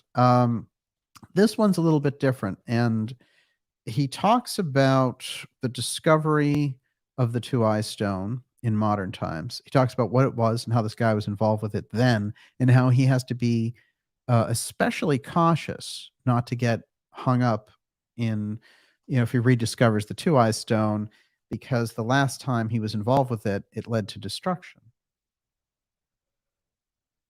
I'll tell you what's weird about this, if you don't know. I met Cayce. No, I'm sorry, Edgar Evans Cayce. Hewlin died in the 80s. But Edgar Evans lived into his late 90s. He was a remarkable guy. And when I met him, he must have looked 30 years younger than he was. So he was using the Cayce readings. But he used his dad's readings to write Edgar Cayce on Atlantis, which I think is the real hardcore book on Atlantis. And he tracked the whole thing because he was an engineer in real life. He tracked the whole thing scientifically his whole life. And if you go back in there, you learn that a lot of the Atlantis stuff becomes personal with Cayce, because his son, when he's giving a reading for his own son, he says, oh, back in the Atlantean period, a lot of people referred to him as the dreaded one, because his engineering abilities, helped to produce the two-eye stone. So, there might be some kind of intergenerational debt that the Cayces were doing by bringing forward this information for the good this time. And I find that kind of interesting, and it's open to interpretation. But wow, Edgar Evans, the dreaded one, indeed. This psychic reading was given by Edgar Cayce at his home in Virginia Beach on the 20th day of December, 1933. The dates are important because of what he says is going on. And like I said, this is all about the two-eye stone and this guy's earlier interaction with it. So here are the questions. Give an account of the electrical and mechanical knowledge of this entity, then known as Azel Sign, in Atlantis. Cayce answers, yes, we have this entity's activities during the experience. As indicated, the entity was associated with those that dealt with the mechanical appliances and their application during that experience. As we find, it was a period when there was much that has not even been thought of yet in the present experience. About the firestone that was in the experience, did the activities of this entity then make those applications that dealt with both the constructive and destructive forces in the period? It would be well there be given something a description of this, that it may be better understood by the entity in the present as to how both constructive and destructive forces were generated by the activity of this stone. In the center of the building that today would be lined with non-conductive metals or non-conductive stone like asbestos, the building above the stone was oval or a dome, wherein there could be a rolling back so that the activity of the stone was received from the sun rays or from the stars. The concentrating of the energies that emanate from bodies that are on fire themselves with the elements that are found and not found in the Earth's atmosphere. The concentration through the prisms of glass, as would be called in the present, was in such a manner that it acted upon instruments that were connected with various modes of travel. When he goes into the types of travel, he talks about airships that would fly through the air, could fly underwater, and could fly through things. Figure out that last part because it's quite interesting. Preparation of this stone was in the hands only of the initiates at the time, and the entity was among those that directed the influences of the radiation that arose in the form of rays that were invisible to the eye, but that acted upon the stones themselves as set in the motivating forces, whether aircraft that were lifted by the gases of the period, or whether guiding the more pleasure vehicles that might pass along close to the earth, what would be termed crafts on the water, under the water. These then were impelled by the concentrating of the rays from the stone that was centered in the middle of the power station or powerhouse, as would be termed in the present. So he goes on to talk about the manners of the construction of the two-eye stone, and he says the manners of the construction of the stone are actually buried in these 3 Hall of Records. And here we start to get the conversation about the Hall of Records going. The records of the manners of construction or same are in 3 places in the earth as it stands today. I want you to take note of the 3 here, because the 3 is going to be very important when we go back to Piedras Negras. In the sunken portions of Atlantis, or Poseidia, there's a portion of the temples may yet be discovered under the slime of ages of seawater, near what is known as Bimini off the coast of Florida, and in the temple records that were in Egypt, where the entity later acted in cooperation with others in preserving the records that came to the land from the land where these had been kept. That's the Sphinx records. Also the records that were carried to what is now Yucatan in America, where these stones that they know so little about are now, during the last few months, being uncovered. And they put being uncovered in caps as if he said it very loudly. That's how the stenography does it. So he says, being uncovered. Now, in December of 1933, it turns out there were no expeditions, and he says in the last few months. In that period, there were no expeditions in the what we call Yucatan now. But going back through those records, a number of researchers have discovered, oh, you know what?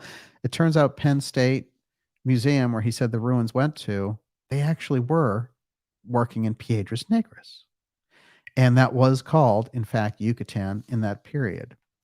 So a little more about the stones, and then we'll jump it over to Piedras Negras. Question, is it for this entity to again learn the use of these firestones? When there have come those individuals who will purify themselves in the manner necessary for the gaining of knowledge and the entering into the chambers where these may be found, yes, if the body will purify itself. In Yucatan, there is an emblem of same. Let's clarify this, for it may be the more easily found. For they will be brought to this America, these United States. A portion is to be carried, as we find, to the Pennsylvania State Museum. A portion is to be carried to the Washington Preservations of such findings. That's the Smithsonian, or Chicago. Some people got lost on that one and thought he meant Washington State. Washington finding of such things, it's the Smithsonian, it's DC. As to the use of same and as to how it is to be applied, one must prepare the self, or it may not wholly be given through any channel until an individual has so purified their purposes and desires. For as given, not again will man bring to himself or to those that have been awakened to their individual development destruction for the earth, saving that man does it himself. This is interesting. So it's suggesting, look, if you want to make nuclear weapons, and things of this nature, be my guest, basically. But you're not going to get kind of that supernatural interface that the Atlanteans had by using the TUAOI stone and getting all this information to destroy yourselves with. So it's pretty interesting when you really look at the language there. And so he goes into, purification and so on. But then this question comes up. Wait, who's conducting the work in the Yucatan? And the answer is, would it be sent to any other place than to those who are carrying on same? So, as he mentioned, the Pennsylvania State Museum. It's actually University of Pennsylvania Museum in Philadelphia, right? The quote. Yeah, the quote here is Pennsylvania State Museum is how he describes it. Okay. But what we learn later is the terminology is the University of Pennsylvania Museum. But that's a good point. Give an account of the electrical and mechanical knowledge in the period. And so he goes on. Now, the reading is extensive. I won't do the whole thing here, but there's a very interesting, important piece. What do you got there? Jimmy Lyle Kennemer wants to know, could this be the key to speed of light travel? Well, that's interesting. I know, it's a heavy question. We're talking physics. I would say you're on the right track. All right, what else you got? Nothing else yet. Okay, Shane Walker. Are these two-eye catastrophes related to Velikovsky's research and a cataclysm 6,000 years ago?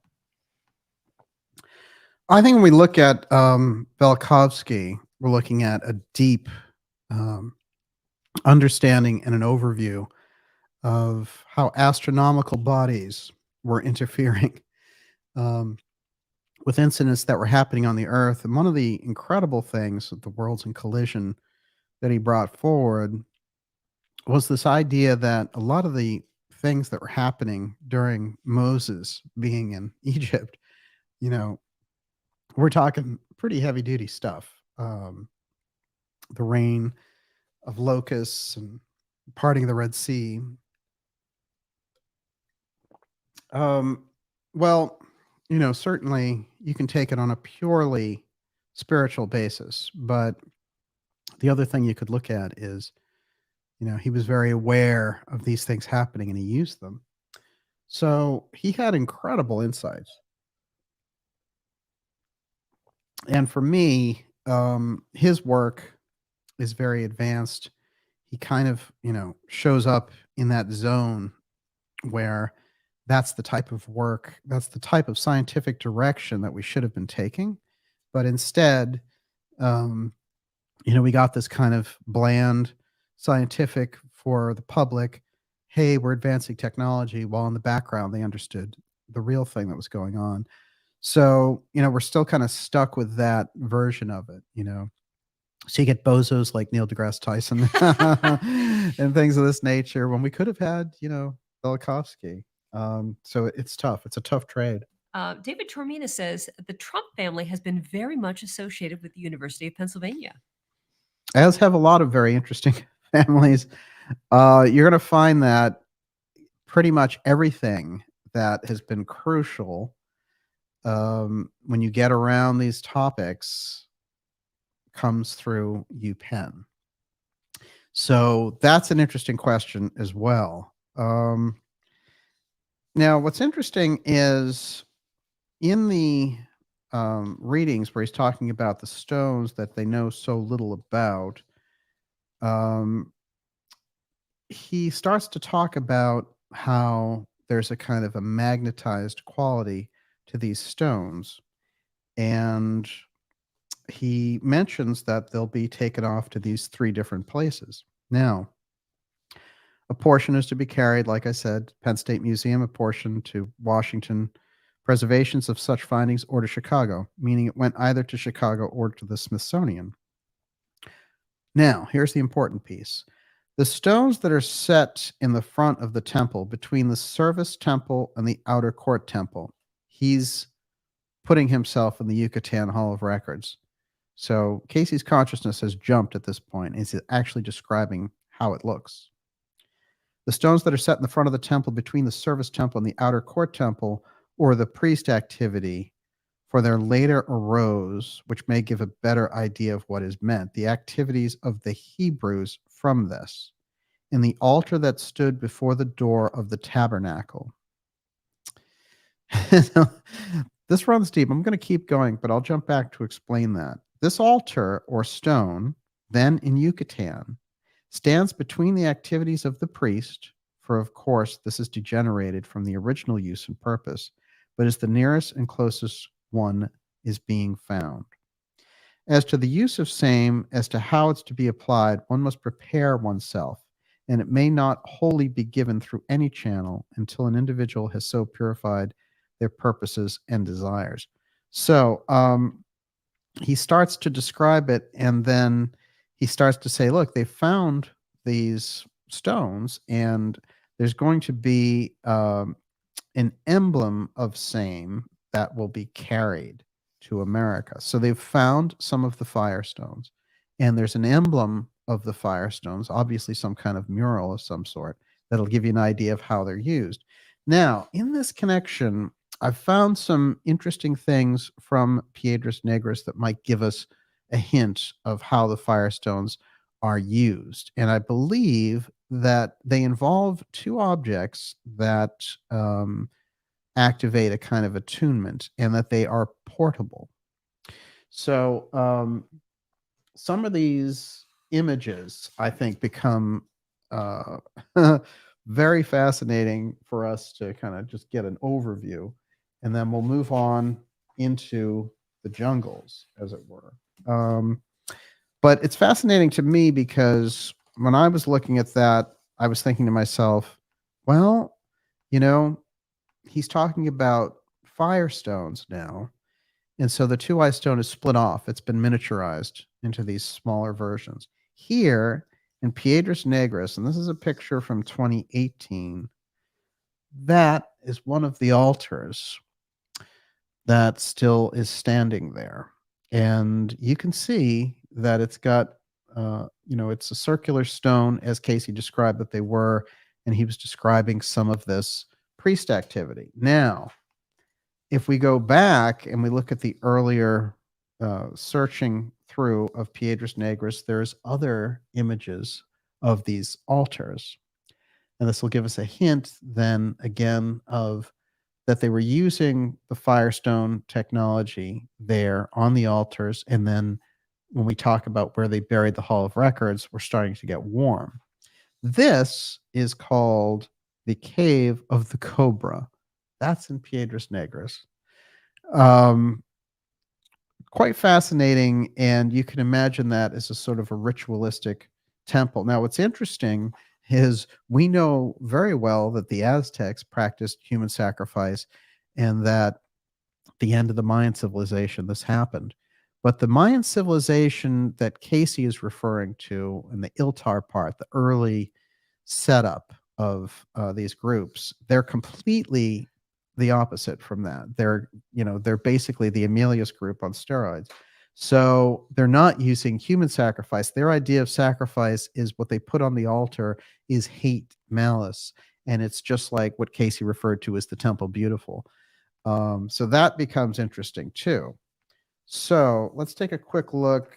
I want to jump to some of the this is another picture, actually, of a structure in Piedras Negras that takes on this altar of firestones look. That's another one that they found there that they don't know the origin of it.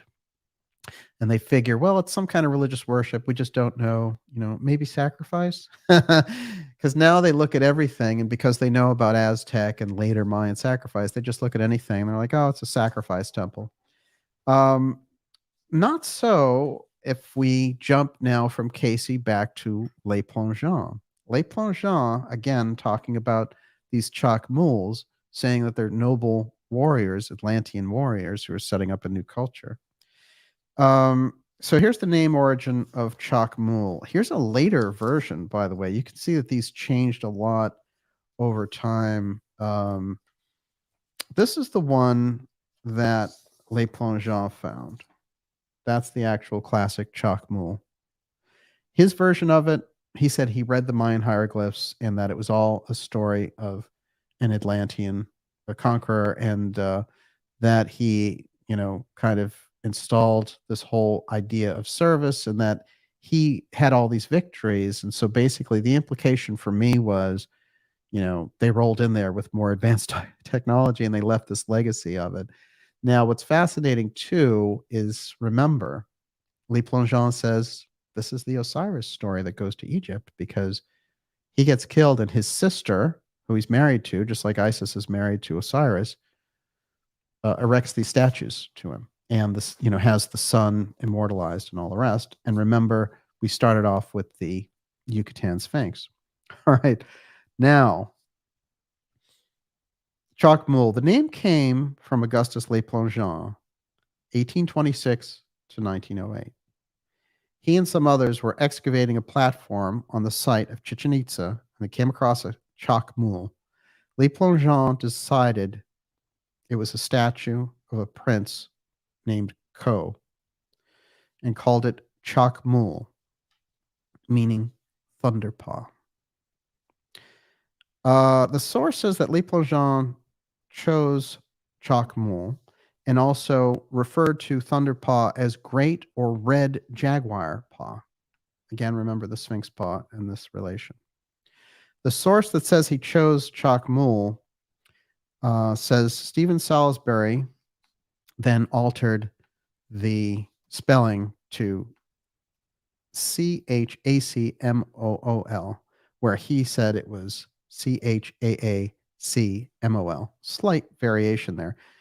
Le Plongeon was working for this guy in Worcester, Massachusetts, which is maybe about half hour from here. About an hour. About an hour. See how good I am with directions. And what's interesting for me is everything in this period, whether it's psychic research, theosophy, archaeology, it all goes back to Boston. That's where you're going to find it. It's all around Massachusetts. The source says he chose the name. Okay. Now, Le Plongeon wanted to take a Chacmool to an exposition called the Centennial Exposition in Philadelphia, 1876. That would have been the first anniversary, 100th anniversary of America. However, the president he asked was replaced by Porfirio Diaz.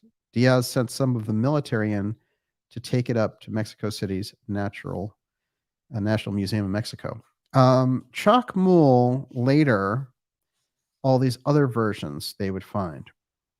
And again, it appears very obvious that these later versions are the same motif, slightly different, just like the Sphinx being slightly different, in different mutations, interestingly enough.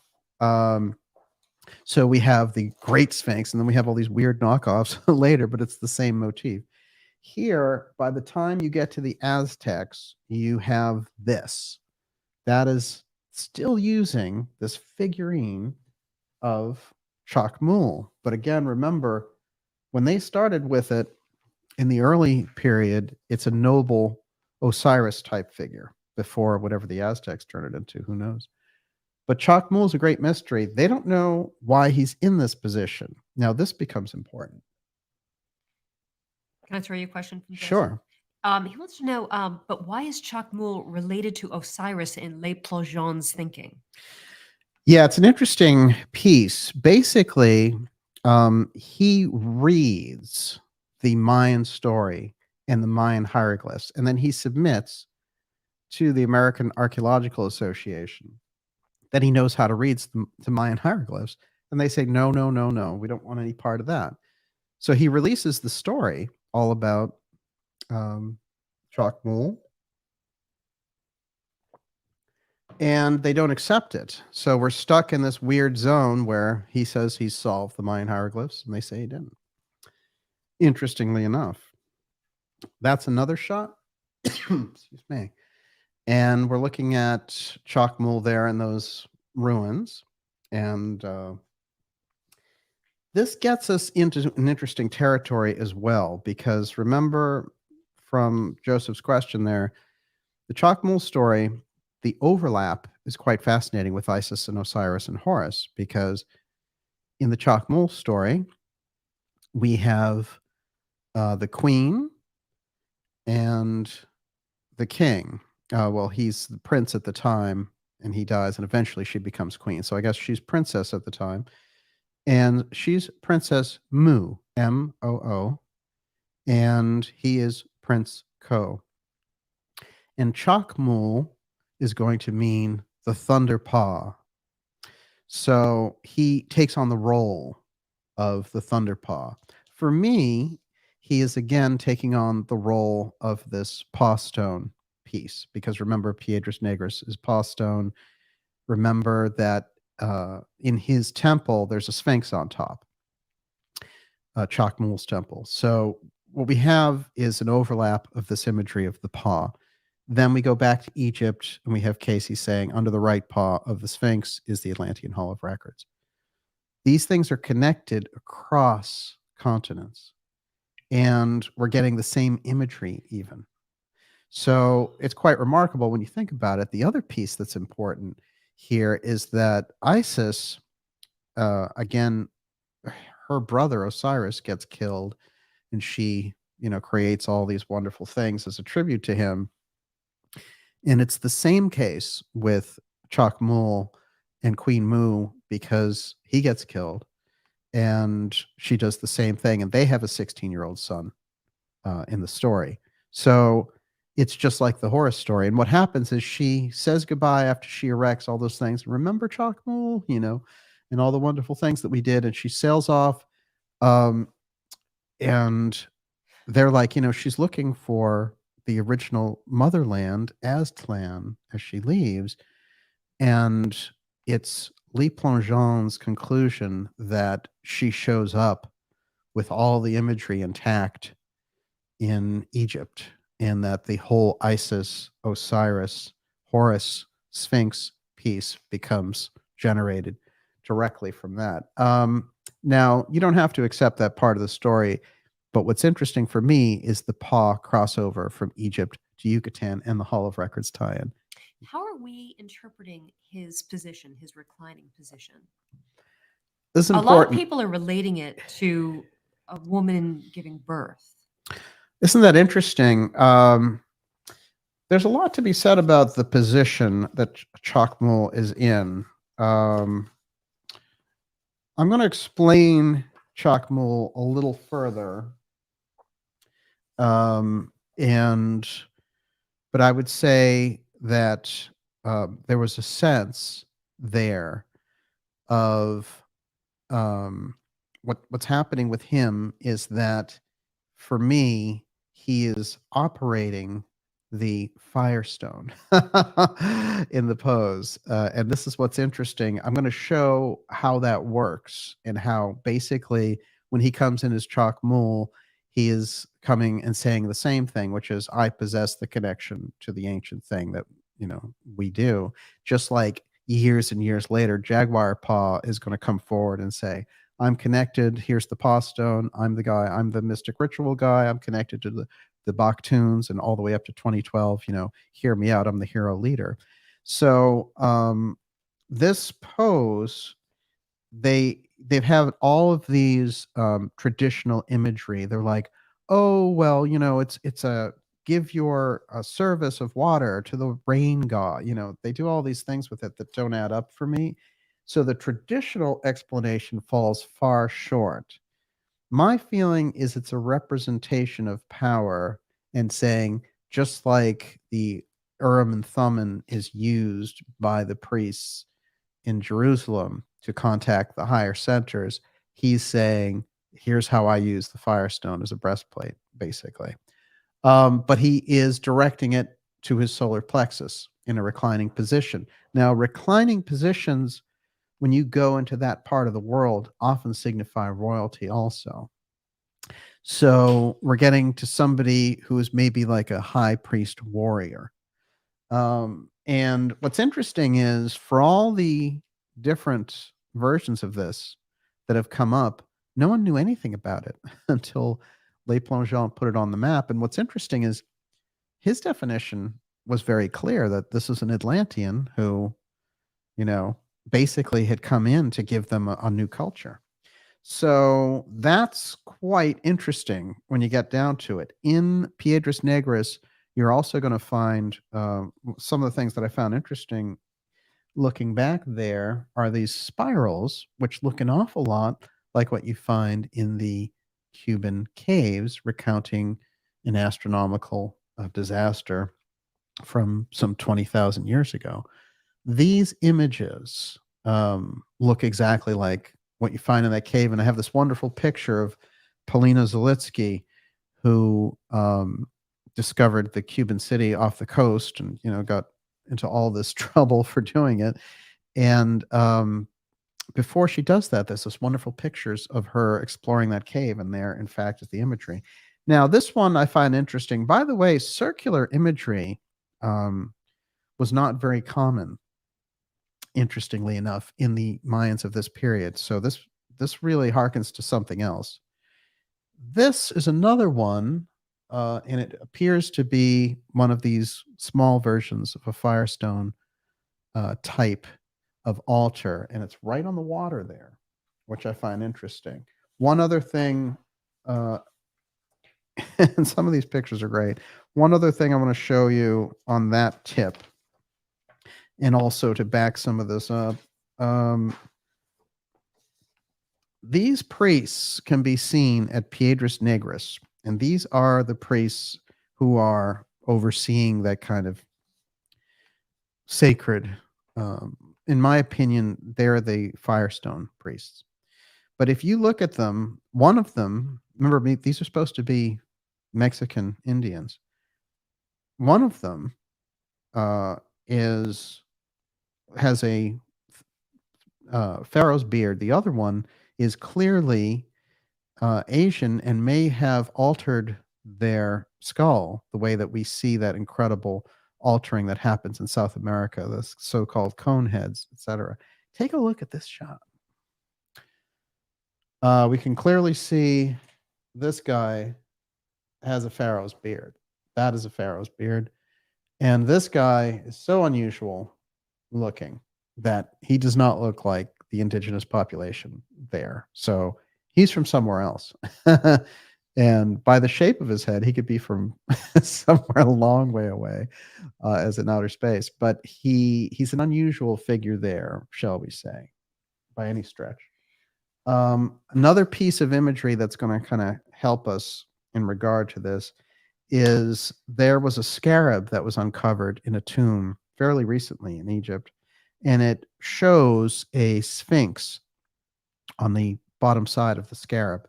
And beneath the sphinx is what looks like a room, and the room is designated with an X. So I want you to take a quick look at this and see if you can make out the sphinx here, and then the X in the room beneath him. You got that? Is that one making sense to you? Here you have the back of the sphinx. There's the head. There's the X in the room beneath him. That scarab, again, with the imagery, I think it's going deep to give us, it's more pictorial confirmation. The thing is, when you start to look with an eye towards steganography around the Sphinx, around the Paw Stone, around the X, the whole thing starts to open up. And I remember this wonderful image. It's actually Gigi Young sent it to me, and I'm still looking for the book that it actually comes out of because I want to show a high-res version of it. And this thing is so incredible because it shows a lion holding an ankh, and it shows a pharaoh on the ground being resurrected, and he has the X on his chest, and they have these people attending them. That is, again, that comes out of a Masonic book from 1888 talking about their various rituals. Apparently that image shows up in 3 different Masonic books in that period, so they knew what they were talking about. But again, we've got the lion's paw involved in that resurrection. In that case, the paw is holding an ankh, and I will get a higher res version of that and show it. But that definitely is giving us, I think, an idea of where we're going with this. Okay. Let me throw you a couple questions. Yeah, sure. Okay, Karen Carpenter wants to know, do spirals stand for portals? And Simone Nyman wants to know, does DJ think that the spiral petroglyphs suggest the use of rods of God? Well, I'll tell you, the fact that they show up whenever we're going very, very ancient. So the caves at Lascaux,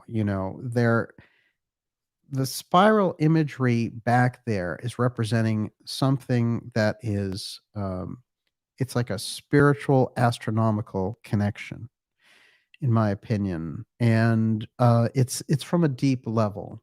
It's those shamans going into the very deepest, communing with this higher power, and then they're revealing this art. When you see it as the overlap in the hidden caves in Cuba, and those caves are very sacred, and they're recounting somebody from the Cuba Astronomical Society went in there and studied them for years and found out that they were tracking an event that took place, but it was 20,000 BC. So how did it end up on the caves? Well, they were tracking it that far, maybe because of the nature of the destruction that they had to hide in a cave. But there is this kind of sense that the spirals are representations not only of astronomy but of spiritual understanding. So that gets pretty deep.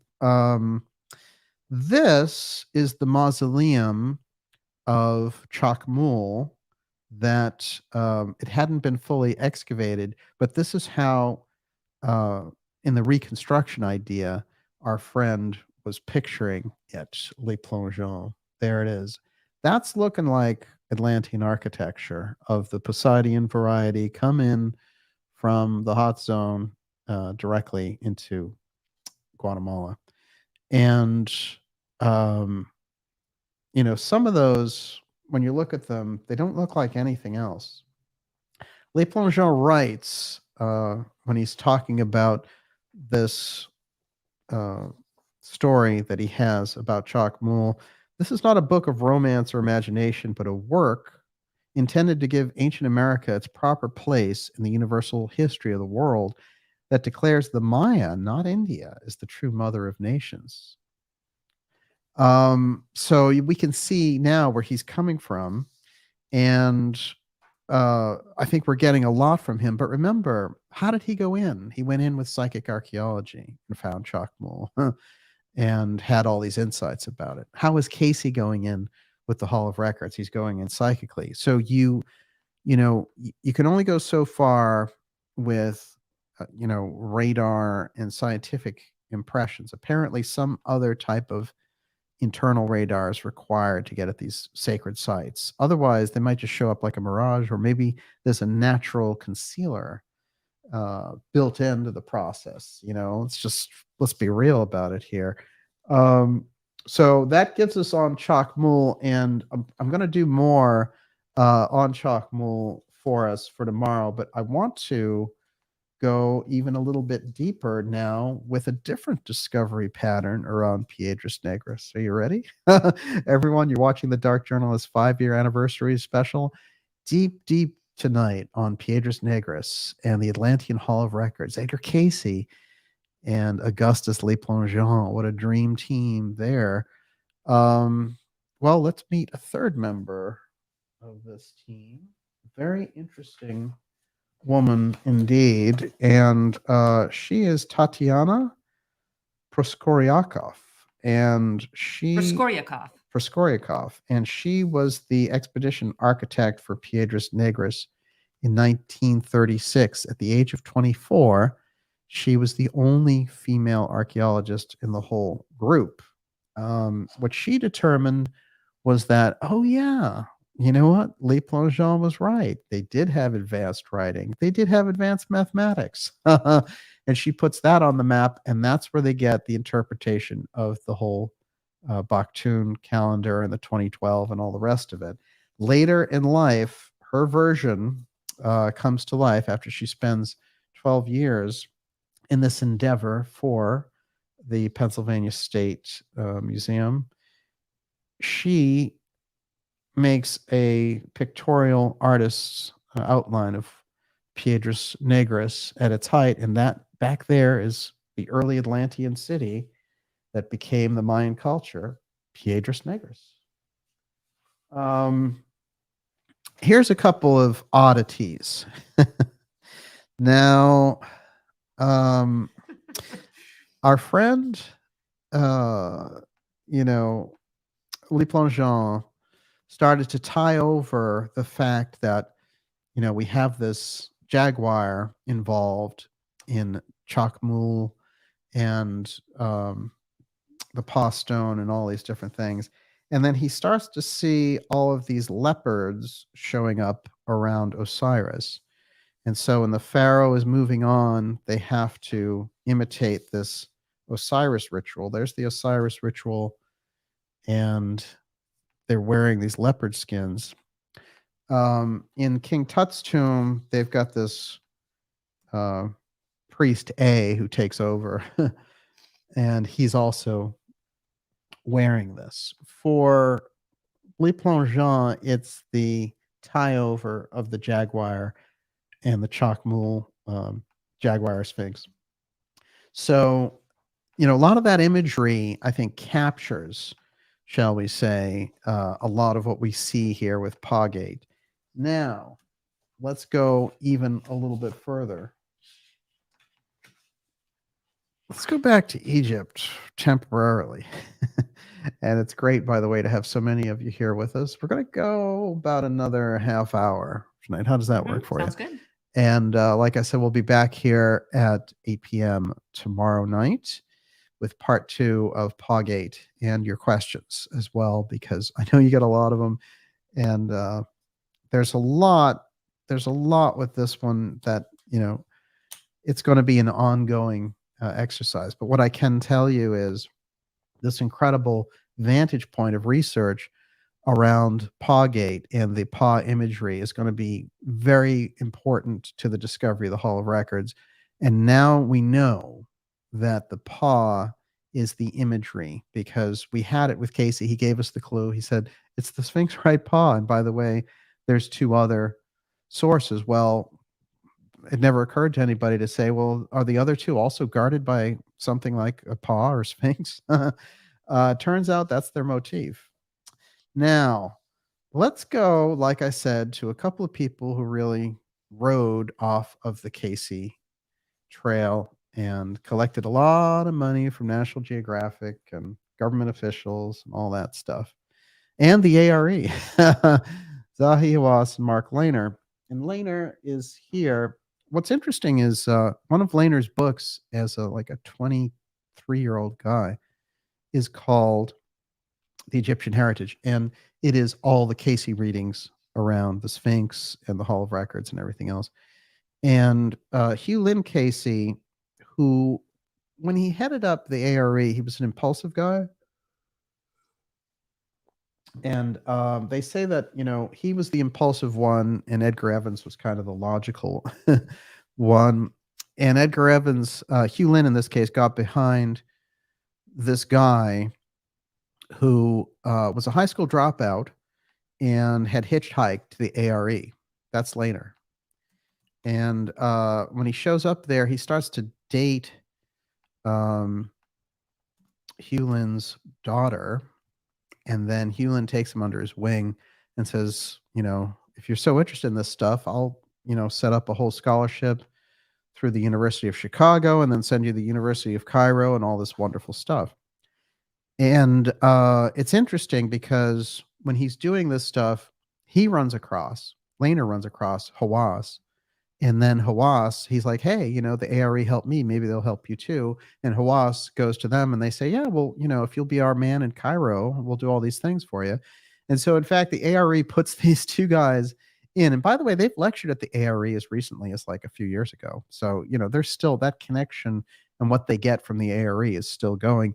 Now, what I don't understand is why the board at the ARE, who, are nice people, don't sit down and say, oh, yeah, we're giving this guy money to, 1, badmouth all of Cayce's theories, and 2, to basically hog the Hall of Records research. And, oh, yeah, they just spent 30 years blocking anybody else's activity. And like I said, now Lehner is retired and Hawass is back, weaseling his way through that system. But those people are still active. And so I don't think that the ARE should give them any money for anything, because I don't think that they have any interest in sharing that information with the public, 1. And I bet they've been lying to the ARE this whole time as well, because I haven't seen anything but obfuscation. And there's a classic moment where, Graham Hancock challenges Hawass to a debate. It reminds me of, some of the challenges I've made to people through TTSA and Elizondo and that whole group. And Hawass just freaks out. He shows up for a minute and then he starts yelling at him, and he can't take it. He can't take the heat. He storms off, and he thinks that his rage is a cover for, a logical argument. He just can't sit in the same room with Hancock, who, Hancock can see through him. And so that's just logic. And the interesting thing is Hancock, is a fascinating guy. I've met him. I interviewed him here in Cambridge. We did a wonderful 2-hour interview that's available right on this channel. And we've done other interviews with him and kept in touch. But one great thing I want to say about his work is that he doesn't want to, he's not satisfied with that official story just being like, you know, oh, well, this is the way it is. And, you have to accept because these Egyptologists have told you. So he's a real iconoclast by nature. And he did a Netflix series where they gave him this incredibly hard time because they're like, oh, you talk about an ancient civilization. Well, that's racist. I mean, you can't win with those people. But I find it particularly interesting in relation to our friends, Mark Lehner and Zahi Hawass, because a weird story showed up in the New York Times in 1998.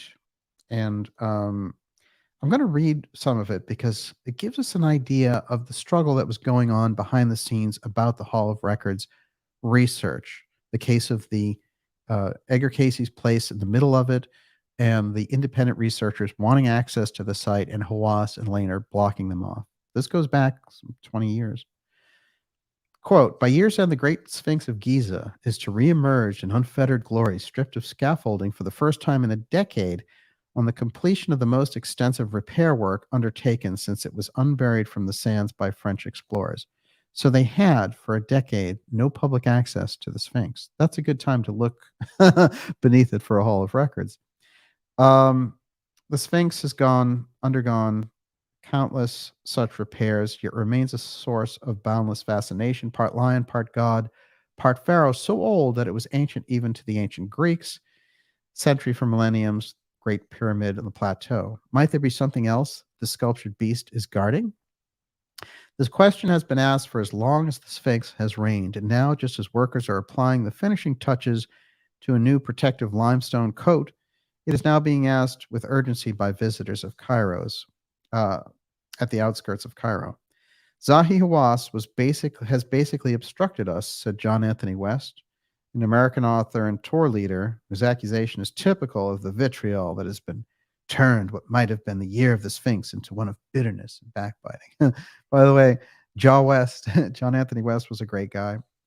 Got to meet him on a couple of occasions, and he was also someone who didn't take a backseat. He was like a lovable curmudgeon. Well, he has the wonderful books, Serpent in the Sky books, and really incredible. And what's interesting is Gurdjieff's nephew showed up on a couple of his tours. At issue is whether Egyptian officials are blocking research that might shed new light on the Sphinx and its origins, but because many of the accusers have relied more heavily on mysticism and speculation than on science, the response from officials like Hawass, the director of the pyramids, has been equally scathing. I call them pyramidiates, Dr. Hawass said, of the most outspoken of his critics, who believe that the Sphinx that beneath the Sphinx there may lie an undiscovered secret chamber containing the records of an advanced civilization. I'm sure the CIA gave him the pyramidiate thing. It's pretty lame. In its Greek, Roman, and ancient Arab texts, there's much speculation that something may indeed lie beneath the Sphinx, perhaps inspired by ancient hieroglyphs that depict the sculpture as sitting atop a pedestal with a doorway beneath it. But while ancient and modern researchers have probed various cracks and tunnels, they've found no sign of a pedestal, a doorway, or a secret chamber. Then an American mystic, Edgar Allan Cayce. Isn't that weird? His middle name isn't Allan. What are you talking about? Edgar Allan Cayce claimed to have seen a vision. Mr. Cayce died in 1945. One way or another, his vision of buried secrets has inspired a widening band of followers, including Mr. West, who produced a NBC television film about the quest, and two authors, Graham Hancock and Robert Bauval, whose best-selling book in 1996, The Message of the Sphinx, points to what they say are scientific facts to support some of Cayce's contentions. This is where the heat of it was. It was the mid-90s, and it was the closing in of this thing. And they had this absolute don't go near the Sphinx thing to these guys. Borrowing variously from geology to astronomy, they've all argued that there's ample reason to believe the Sphinx and perhaps the Great Pyramid were built not by ancient Egyptians in 2600 BC, but thousands of years earlier at a time when there's no evidence for any advanced civilization anywhere on Earth. Now, after this, they found Göbekli Tepe, and that's already 10,000 BC, and they have an advanced civilization. So much for that. But you can see the, there's this attempt to be like, well, we looked at this stupid, crazy stuff, but only science can save us. Also, all have also said there's ample reason to believe that the hidden chamber may lie somewhere beneath the Sphinx's paw, and that its contents, Mr. Cayce called the Hall of Records, may contain the secrets of Atlantis. And because Mr. Cayce predicted that 1998 would bring about the first discovery of the Hall of Records, and then the second coming of Christ, the issue of delving into the ground beneath the Sphinx is seen by some as growing urgency. Okay, both of those are false. Cayce didn't say that they would find the Hall of Records in 98, and he didn't say Christ would come back in 98 either. So they wanted to paint this as like a crazy notion. Now, he did say that Poseidia temple would start to rise off Bimini, and we'll start to see it in 68 or 69, and we found the Bimini Wall. So if anything, he has a good batting average there. And he highlighted 1998 for a number of reasons, nothing about the Sphinx. We will begin to understand more fully what it's all about, John Van Auken, a disciple of Mr. Cayce, said. He's one of the directors still. The most notable attempt to detect such a hidden chamber was carried out in an electrical resistance survey in 1977 by the Stanford Research Institute, SRI, and it found evidence of nothing more than small anomalies in the rock around the Sphinx. Now, it's interesting because when they just found a chamber inside the pyramid recently, this is fascinating. We've got the same process that they used, cosmic rays, SRI employed in that 77 study. So they may have found those in 1977, done all the research around them, and guess what? It's 2023 and they want to show you the public. That's the way I look at so much of this. But this fight has been going on a long time in the background. Joseph says, ding, ding, ding, SRI is a giveaway. Well, it's interesting because I want to get my eyes on the new pyramid book that Joseph has just put out, because a lot of these pieces around the pyramid and its true antiquity lie right in the heart of his Giza Death Star book series, and also the use of the pyramid as well. So that's going to be fantastic. And I need to actually get you, Joseph, back on the show so we can talk about that new book. They mentioned something about Charlton Heston in there, but believe it or not, Heston did a Sphinx special. Oh, that is such a great special. It's fantastic. And it's very early. I don't even think they would let out that kind of information now, frankly. But he did a great job with it, and Shock is in it and stuff. Everybody is so young, too. It's remarkable. Even Iron Face Hawass is young in it. Okay. Okay. Here are some images in Piedras Negras that I am going to say have more to do with tuning and this idea. Remember again that the Firestone is there and operational in Piedras Negras. Take a look at this shot. And just kind of go with this idea that they have this stone and they know how to tune it.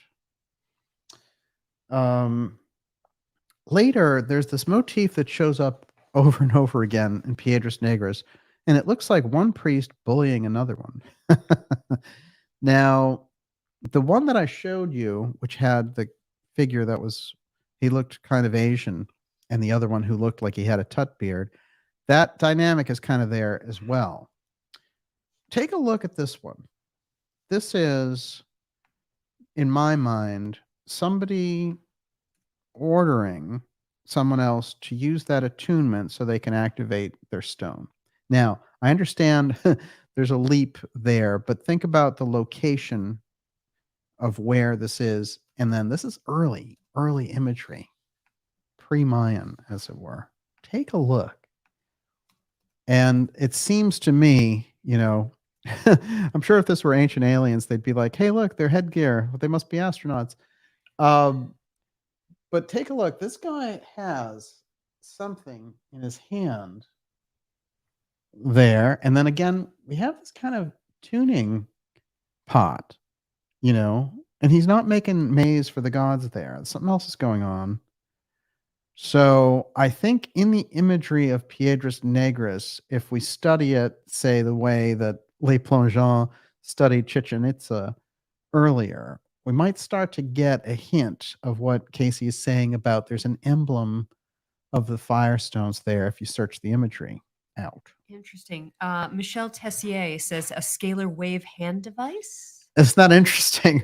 I got an impression immediately that there was, there's obviously an aggression involved, and you can see that the other one has to be almost kind of submissive in a way, getting the tone ready for this thing. This guy's holding something that looks like, of course you could say it could be anything, but a square like that is a little bit unusual. And I should have maybe blown it up. I've looked at it a bunch of different ways, but I think we're getting somewhere. What do you got? Well, Caritas Tarot says it's the stuff that's in the Sumerian gods' purses. I have to say that I was feeling the same way about it. Yeah, I think what's interesting, we've spent some time on what Graham Hancock calls it the man bag. I think it's interesting because what happens there is there's a motif, and it goes throughout different areas of the world, of that handbag. The Paw Stone seems to have that, now we're getting that is the motif coming up around this. I'm going to go even further on that. How would you like to take Harry Houdini's word for it? Are you ready to hear? Let's hear it. Harry Houdini? Well, I'll tell you what. I would let you hear Harry Houdini talk about it, but somebody else wants to talk about it with him. Guess who the other person is? Who is it? H.P. Lovecraft. Okay. How about if they talk about it together? I kid you not. Now, book comes out in 1924. It becomes very hard to find.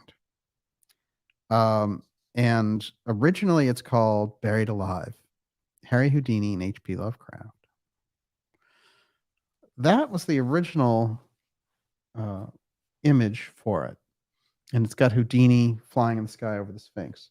Now, later, a short story version of it comes out called Under the Pyramids.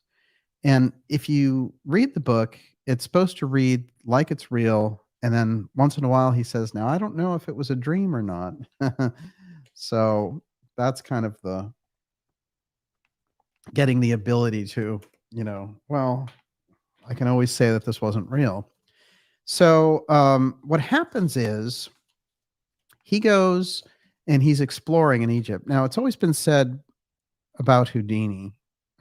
Houdini's real name is Eric Weiss, and he's a Hungarian magician par excellence. And we all remember he's the ultimate escape king. And he dies under strange circumstances when someone punches him in the stomach before he has to do a big trick. So he supposedly got involved with mystery schools in this period that he's talking about, 1910. He's going to die in 1926, and the book is done in 1924, but refers to 1910. So what he says happens is he goes to Egypt, and he's in Egypt, and he is searching for these mysteries in Egypt about magic. And a lot of people have suggested that he learned dematerialization from a famous French magician. And by the way, he takes his own name from a French magician named Houdin, who was his mentor. The dematerialization would certainly explain a great deal of his trolls, or he could have just had incredible muscle ability. Imprisoned with the Pharaohs, called Under the Pyramids in draft form, it's published as Entombed with the Pharaohs. It's a short story written by fantasy author H.P. Lovecraft in collaboration with Harry Houdini, February 1924. I want to say I have an image of Lovecraft and Houdini here. It's an interesting. Lovecraft is a genius, and his Cthulhu books, the whole imagery that he brings with his writings. During his lifetime, he's not acknowledged. He actually dies in poverty. But the people who interact with him, like Houdini, know how incredible this guy is. And his books are just wonderful. So, told from the first-person perspective of escape artist Harry Houdini, imprisoned with the pharaohs, is a fictionalized account of an encounter he claims to have experienced while on vacation in Egypt in January of 1910. Enlisting the services of a guide, Houdini is taken on a tour of Cairo and eventually forced to break up a conflict between the guide and a Bedouin leader. So he says, I'm going to show you that there's a custom of great antiquity in Cairo. And the escape artist is tied up, taken to an unknown location, and dropped into a deep pit. I hope that doesn't happen to me when I go to Egypt. After dreaming of spectacular horrors, Houdini awakens to the bottom of the pit and eventually manages to free himself from the rope, suspecting that he is somewhere in a temple under the Great Sphinx of Giza. He travels through the dark in an attempt to find an exit, following what he believes to be a draft from outdoors. Instead, he discovers he's actually been headed further underground, eventually down a flight of stairs, landing in a large ceremonial cavern. There he witnesses an army of half-man, half-animal mummies and the Egyptian pharaohs Khephren and Nitocris, leaving offerings to a five-headed being deep in the hall. As he enters, he realizes that the creature is merely the paw of a much larger being whose image the Sphinx has carved. So in the middle of this whole piece is the imagery of him being beneath the Sphinx and that there's a paw that is this all-consuming thing. Now, I couldn't, when I was listening to parts of this book, I could not get over this section, which is just a short little clip of what he has to say. Let's see if I can get this. I dreamed that I was in the grasp of a great and horrible paw, a yellow, hairy, five-clawed paw, which had reached out of the earth to crush and engulf me. And when I stopped to reflect what the paw was, it seemed to me that it was Egypt. In the dream, I looked back at the events of the preceding weeks and saw myself lured and enmeshed, little by little, subtly and insidiously, by some hellish ghoul spirit of the Elder Nile sorcery, some spirit that was in Egypt before ever man was, and that will be when man is no more.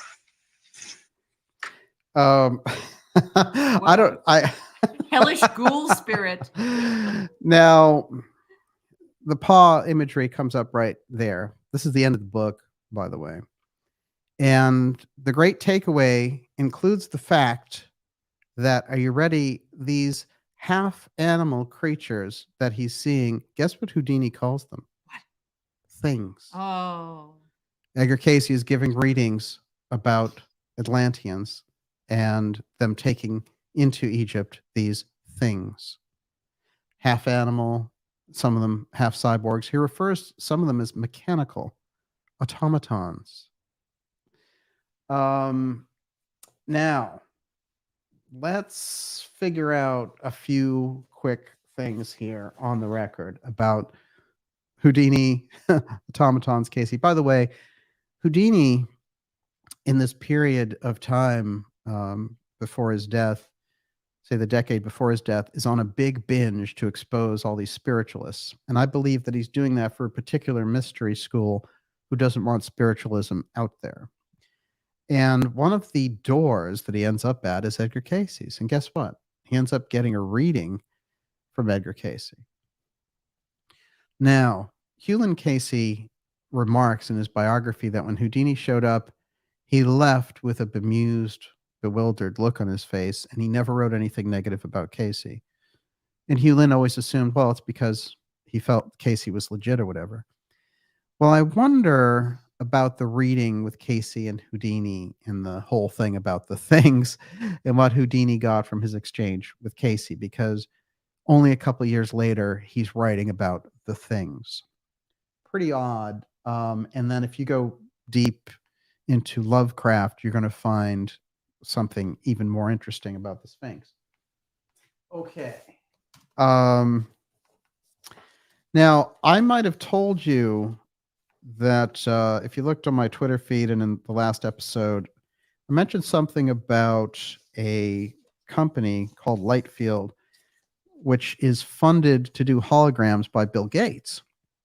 And one of their interesting videos that I played on the Twitter channel is this weird Mayan god calling himself the creator of light, right? So keep that in mind. And so they are using the Mayan god imagery as one of their first takeoffs on this. By the way, here's a picture of that book, the Houdini with the Egyptians book. And, you know, it was easy to dismiss it all as, oh, it's some pulp fiction that H.P. Lovecraft came up with Houdini. But really think about the imagery involving the Sphinx and the half creatures and the fact that he had visited Edgar Cayce only a couple of years earlier. All right. Are you ready? Here is the Paw Stone glyph, the signature of the group that set up Piedras Negras. That's it. That is the image, the place name of Piedras Negras in Guatemala, the Paw Stone. And there's a very interesting study from Harvard University on the Paw Stone and what it represents, because the people who are looking into it are confused by the inscription and have tried to figure out what it is. But now here we are coming at it with the knowledge of the Hall of Records and the Sphinx and the Paw's involvement there, and the Paw Stone starts to make a little more sense. You with me? Good Witchy says light Lucifer ? Hadn't thought of that. That's true. Yeah, he's the ultimate light bringer, right? That's the nature of the myth. A little blip from this. The inscriptions of Piedras Negras, Guatemala, and nearby El Cayo make occasional reference to a place name and has remained unidentified since its initial recognition over a decade ago. And so they go on, and he says, I'll offer a few observations about the Paw Stone glyph and textual appearances. And then what he starts to realize is the glyph is associated with ceremonial centers all over Piedras Negras. So it is the place of this Paw Stone, and there are variations of it here that he cites in his academic paper. This isn't even a book. It's just a paper on the Paw Stone that I ran across. What's of interest to me was that the Paw Stone was often seen in relation to Piedras Negras as part of a throne. So it relates to the initiates carrying the information over time. So that grabbed me, and the fact that the Chacmool is called Thunder Paw also gets us into that territory. Now, interestingly enough, they find the Paw Stone in relation to these altars that are set up in Piedras Negras. And I'll just give you a quick look at those. I'll get better blow-ups of those eventually. So the glyph is showing up in these weird places. And then finally, the paw sign shows up also on these almost cigar-shaped objects that they don't know what the objects mean, but they're somehow related to the ceremonial activity. So they just kind of look like cigar shape. There's a lot of study to be done about the paw glyphs, but one of the interesting things that happens when you get into Piedras Negras is they start seeing this setup of everything, 3 thrones, and we have these 2 priests 3 thrones, and there's a suggestion of 3 everywhere. Then they start to realize, oh, there's a connection, a heavy-duty connection with Orion and Orion's belt. Then they start to realize in archaeoastronomy that a lot of the setup of Piedras Negras relates directly to Orion. As we found out through Bival and others, so does the whole setup of the Great Pyramid and the Sphinx mirror directly in the sky Orion as well. I think the book is called The Orion Mystery. But here is another researcher who does work for Brigham Young University. And she's bringing this forward. She says the turtle, so there's a turtle motif which encompasses Orion. And she gives a lovely image of it here. And I did do a blow up of that. So let's see if I find that before we're done. This turtle encloses a full motif of a star. It's a Mayan logogram for a star. We have the famous Bonpac murals. The turtle and the 3 stars of Orion are on the top of one of the murals in the Maya Madrid Codex. They are the 3 stones on the turtle's back hanging from a sky band. Notice the 3 stars in Orion that represents what the Mayan called the 3 stones of creation. The Orion Nebula is contained within a triangle of stars from the left star of Orion's belt going down to the left and then to Rigel on the right. The triangle is formed. The 3 stars are considered metaphorically the stones, 3 stones of creation by the Maya. And so we've got this whole setup of 3 in the motifs around Piedras Negras. Now, interestingly enough, we've got 3 Hall of Records. And we have this crossover that we've been doing tonight, the PawGate. But remember that on the other side there, the other crisscross with the paw and the Sphinx and all the rest is now we have an Orion connection to both sites. At the center of every traditional Mayan dwelling is a household hearth, a triangle of 3 stones. The hearth stones have a sacred as well as an utilitarian function. Mayan rituals are often begin with the centering of the 4 quarters of the world around the ritual precincts. Now, the 3 bright stars, the Quiche people still refer to the triad of the 3 bright stars as the hearthstones, and the hazy nebula below Orion's belt is called the smoke from the hearth. Orion is also called the turtle stars. Now, it's interesting because this turtle god who represents Orion, Ek, as they call him, he is all over this Piedras Negras. One final thing, and her name is Diane Worth, by the way. She's doing research because remember, the Mormons have a whole origin story about the Mormons of this lost tribe of Israel coming over and landing in Mexico. So she says, notice the 3 stars of Orion that represent what the Maya called the 3 stones of creation. The Orion Nebula is contained within a triangle of stars. There's an interesting connection to the dying and resurrection of the Maya maize god and his association with the constellation of Orion. The dying and resurrection of the Egyptian grain god, Osiris, is also associated with Orion. Both Osiris and the Mayan maize god were ferried to a celestial boat down the river in the sky, the Milky Way, to Orion, where both were resurrected. Well, it's quite fascinating. Here's an independent researcher from a totally different thing coming to the same conclusion about this Osiris connection here with the Maya. So we've got something quite unusual there for me, which is it's, again, when you're dealing with resurrection, that whole area of the Giza Plateau, there's a whole motif about before Jesus is crucified and resurrects. He actually, through the Essene Brotherhood, he goes into the king's chamber and basically dies in the pyramid, and then in 3 days picks himself back up and goes through the resurrection ritual, which is what all the sacred masters in the mystery schools did in that period. So he goes through that whole thing, and so by the time he actually gets to do it, he's already had the practice of doing it. So there is a whole resurrection motif to these sacred sites as well, and I think that gets us into fascinating territory.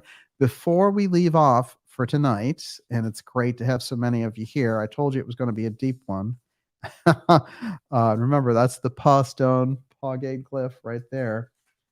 I want to just remind us of a couple of things since I brought up the automatons, the things there, which were cited in the Cayce readings.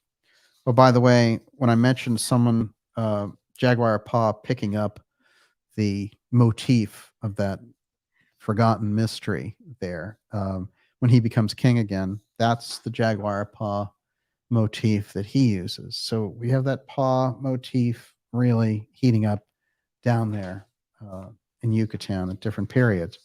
Okay, Piedras Negras is the modern name for a ruined city in pre-Columbian Mayan civilization located on the north bank of the Usumacinta River in the Petén department of Guatemala. The name Piedras Negras means black stones in Spanish.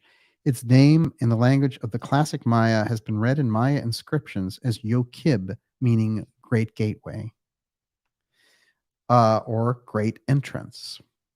Considered a possible reference, classic cosmic reference. Some authors also have interpreted the name as Paw Stone. So the great entrance to what? Now, to end off on Cayce and the things, and remember, if you think about it, the Sphinx is like an automaton representation because he's half man, half animal, as many of them were.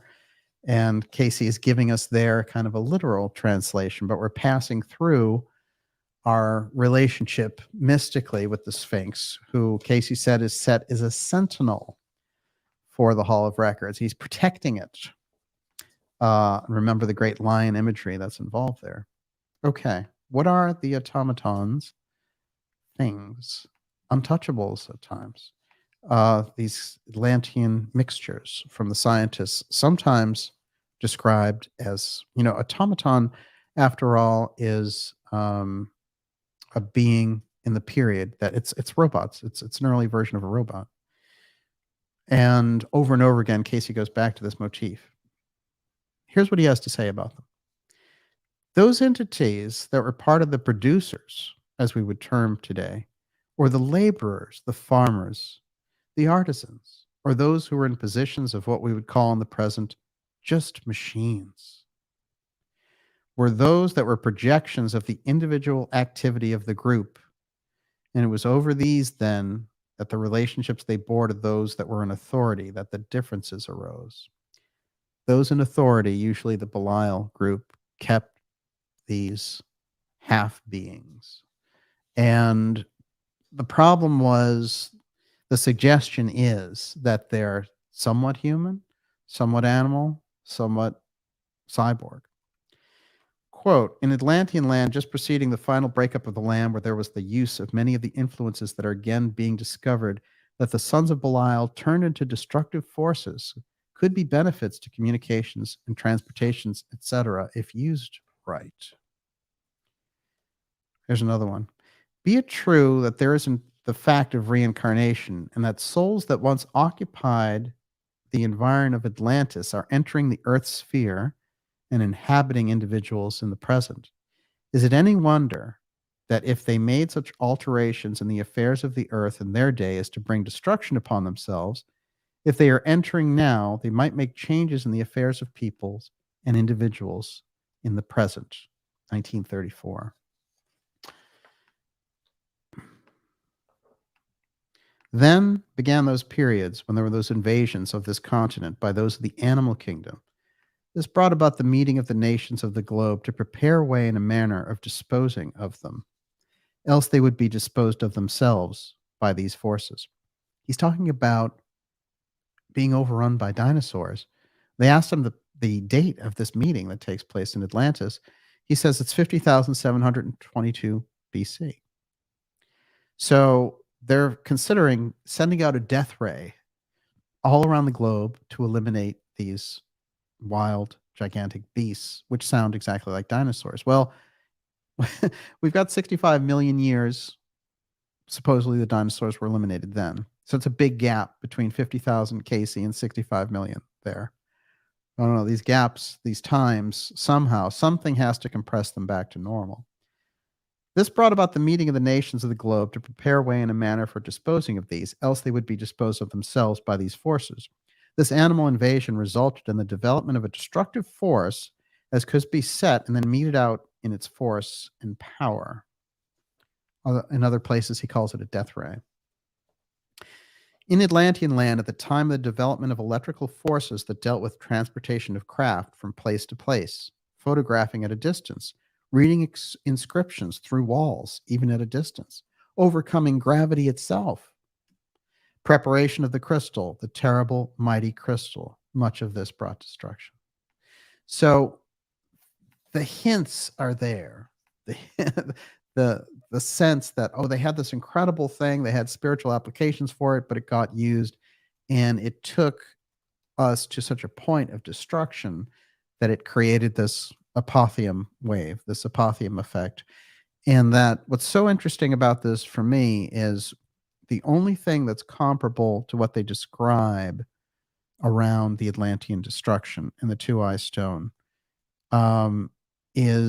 are the same sorts of bizarre things that happen. The same apotheum effect apparently takes place in the presence of the UFO phenomena.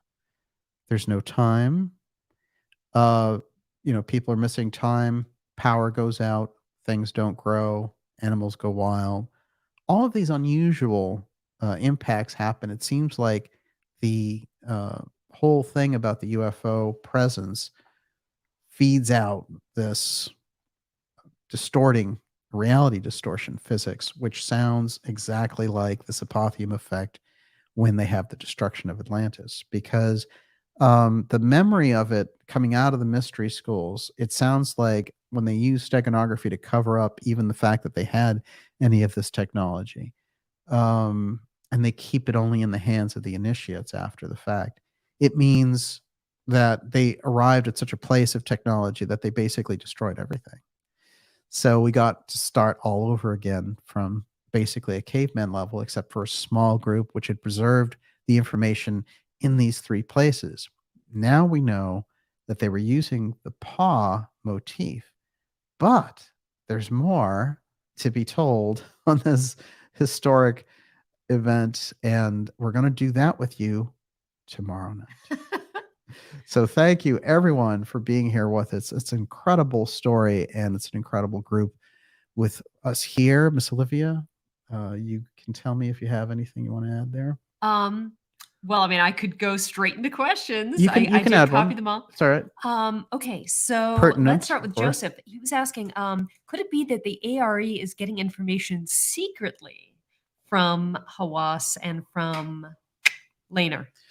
Over the years, I've known people who've worked at the ARE, and the impression that I get is that they've been feeding them phony nonsense for years, and that they've been on a treadmill of paying them out because there was a tradition started through Hugh Lynn Cayce of getting these guys over there to do their stuff. But unfortunately, these people have never produced anything for the Cayces, and they've badmouthed him publicly and said that, oh, his psychic readings are just the imaginations of some guy. I mean, they've been like that blunt and like, we have pot charts to prove the civilization. And, it was amazing because Hawass and Laner have been proven wrong over and over again.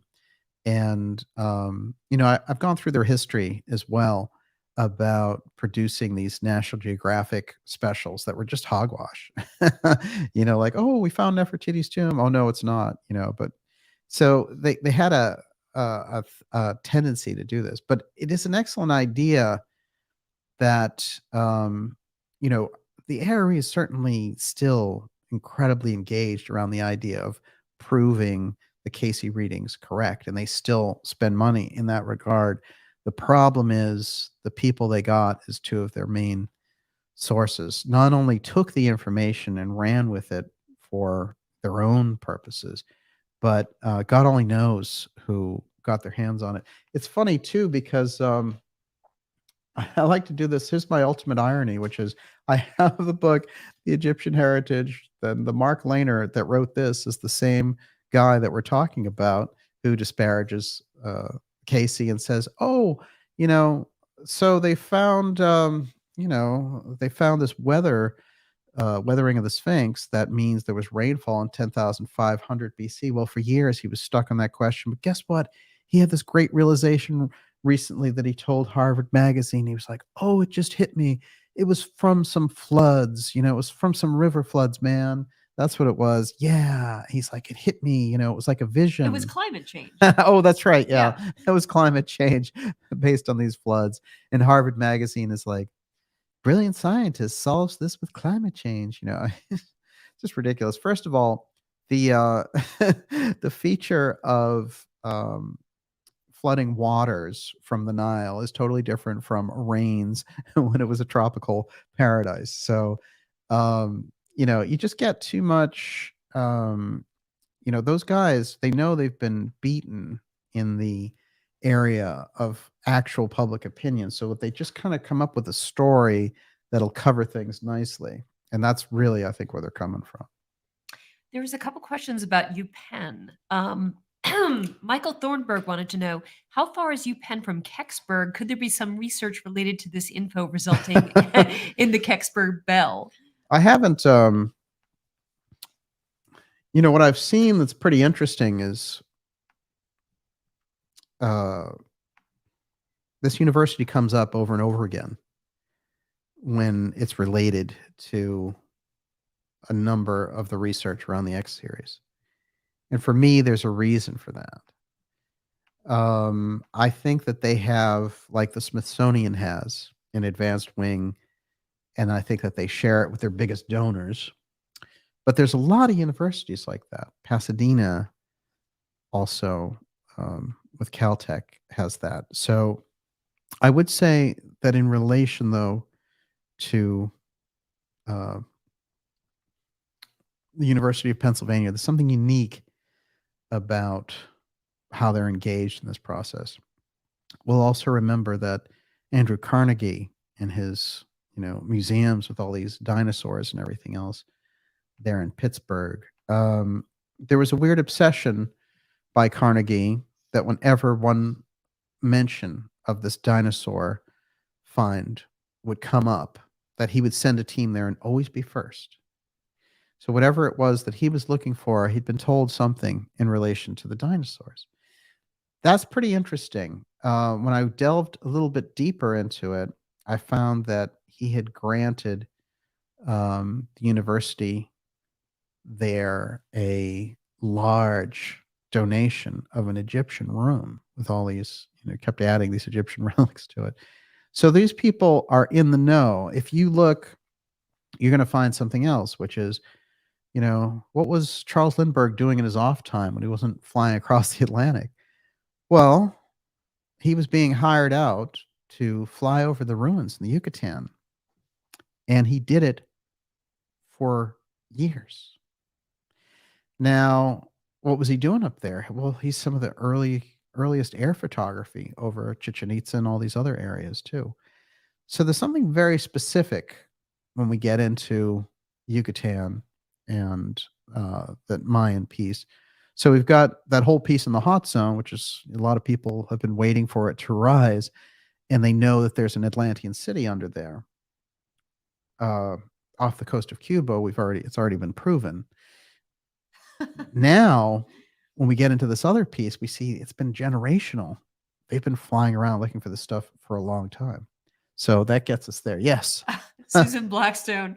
Hey, you can go to UPenn and see their fabulous exhibit. It's one of the best on the East Coast. We used to drop acid and go there to trip late 60s. Awesome. This research is so weird. Tripping with it could not be accomplished. You don't need to take anything. That would be the end right there. But that's fantastic. Of course, out there beneath that Sphinx, we've got a huge mystery brewing, and now we have more tools with Paw Stone to understand that the second Hall of Records also has a reference there. another odd shot, a couple of weird things from Piedras Negras and the surrounding Yucatan.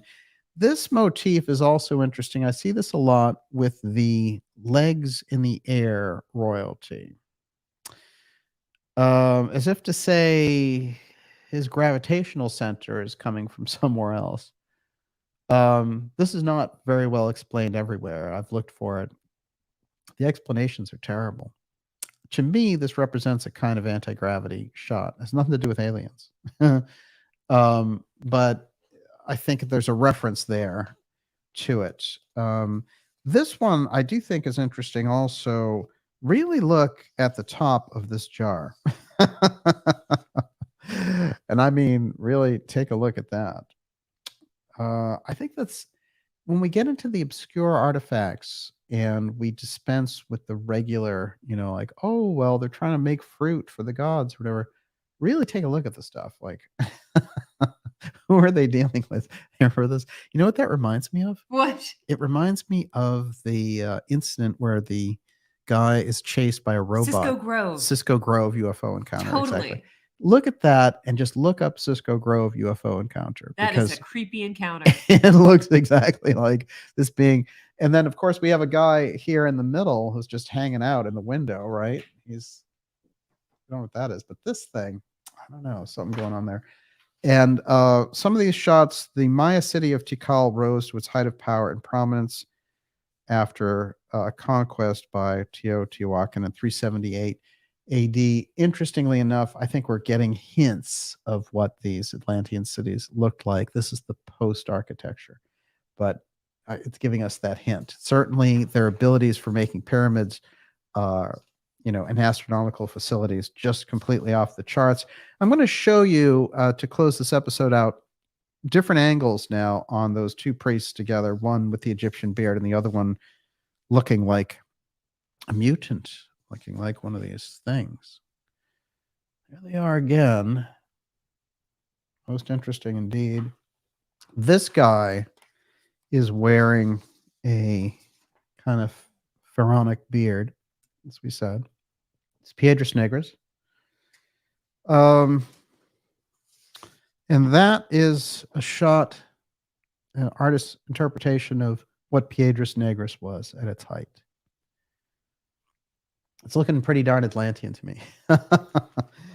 So, and with that, we will visit with you again with part 2 of PawGate tomorrow night and open up the other pieces associated here with the Hall of Records. I'm going to do some shout outs before we do. Miss Olivia. I have to thank a bunch of super chatters. So let's start with Occult Fan, DE, Gillenjoy R, Jimmy Lyle Kennemer, Karen Carpenter, B. Nickel, Ghost Malone, Deborah Sloan, PV, BC, Joe Tony, Ivan Langley, Odie Huffman, Renata Heilberg, Les Scott, Cumbliziert, Polaris 23, Catherine Rorden, The Weed in Your Garden, Redcap Goblin, Jawan Bay, Erica Swenson Elliott, W.C. Ray, Brian Berner, The Buddhas of Boston Sports, Doreen Hewitt, Eurythmy is Fun, Jordan Romeau, Sick of the BS, Global Atlantis, Sandra Lavender, Izzy the Great, Trident Vibes, and YouTube user 427. Thank you so much for your generous super chats. Fantastic. We will be back with you tomorrow night at 8 p.m. for part 2 of the 5-year anniversary of the X-STEGANOGRAPHY series. And it's been so great to be here with you tonight. Just an excellent place that we're moving into with our extra knowledge around this. And PawGate runs deep. I think we've got some real glints of how deep this is going to go tonight. And can I read a comment? Yeah, sure. I just love this. Aaron Aktas, thank you. So happy I was here alive tonight.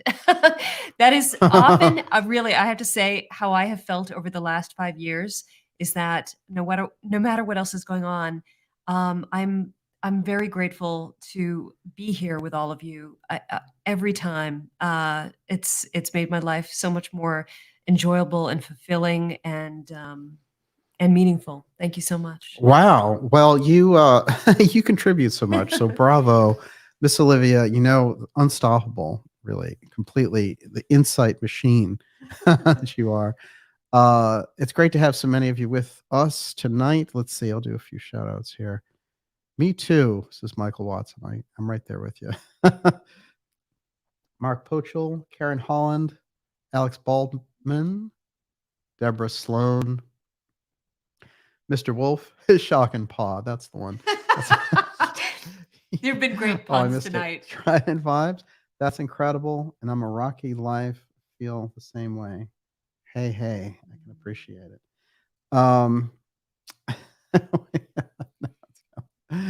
Gigi Young is out there. Fantastic. Of course, Gigi's contributed dramatically to the series as well. I Just want Gigi amazing. to do her own episode about all of this. Yes. Oh, yeah. You know what's coming. Karen Carpenter, Mr. B, Dutch Wayne, Chrissy. Get well soon. I'm actually fine. My throat is a little kind of tapped out tonight. Fantastic. Thank you, though. Beautiful show. Thank you, Carly. Appreciate it. Much obliged. Robert Schultz, swimming underwater. Yes. It's a great crowd tonight. I know Kate's out there. It's great to see you. Tim Houston. Wayne Media. See you later. I like that one. See you later, alligator. God bless you, DJ and Olivia. Thank you, Corey. Fantastic. Great crowd tonight. Of course, Joseph was out there. We'll have Joseph on shortly talking about pyramids and other things and I guess indictments. he's sending you a copy of his book. Fantastic. And I guess the crystal portion he wants you to read up on. Yeah. Good times. Zach Robinson. Aha. Mighty Final. W.C. Ray. Mighty Fine. Oh, that makes more sense. Excellent. Wow. So great to have so many of you here with us tonight. We will be back with you tomorrow night at 8 p.m. And remember that the truth runs deep. PawGate. This is maybe a window into something much larger. And we're going deep into this place. And I can't wait to see where it leads us. But we'll all go there together. And we'll take more of your questions tomorrow night. Today, we just had so much to get through. But tomorrow, we'll be ready for it. One last comment. Creme de Menthe said, I just joined for those interested. Auguste Le Plongeon was an American, but his last name is French. Plongeon in French means dive. So his name literally translated means Auguste the Dive. Interesting. Well, August the Deep Dive. Excellent. Wow. Well, that's a great interpretation. Fantastic. Scarlet Fire. Excellent. So many good people in the ideas room tonight. Excellent. We will see you all next week. Nope, tomorrow night. And remember, it says end broadcast, but after all, it never really ends. Nope, never does. Nicely done. Thank you, everyone. Silent murmur. But we are love. Nicely done. I know someone asked about a Trump thing. We're going to do a Trump special. Make no mistake about it. Yeah, that story's not going anywhere. It's just not part of PawGate. Although he has some lion. He's more like Godzilla paws. The street smarts of Godzilla. Thank you, everyone. Fubar fighters out there. Great to see you. We will see you all tomorrow night. Okay. God bless.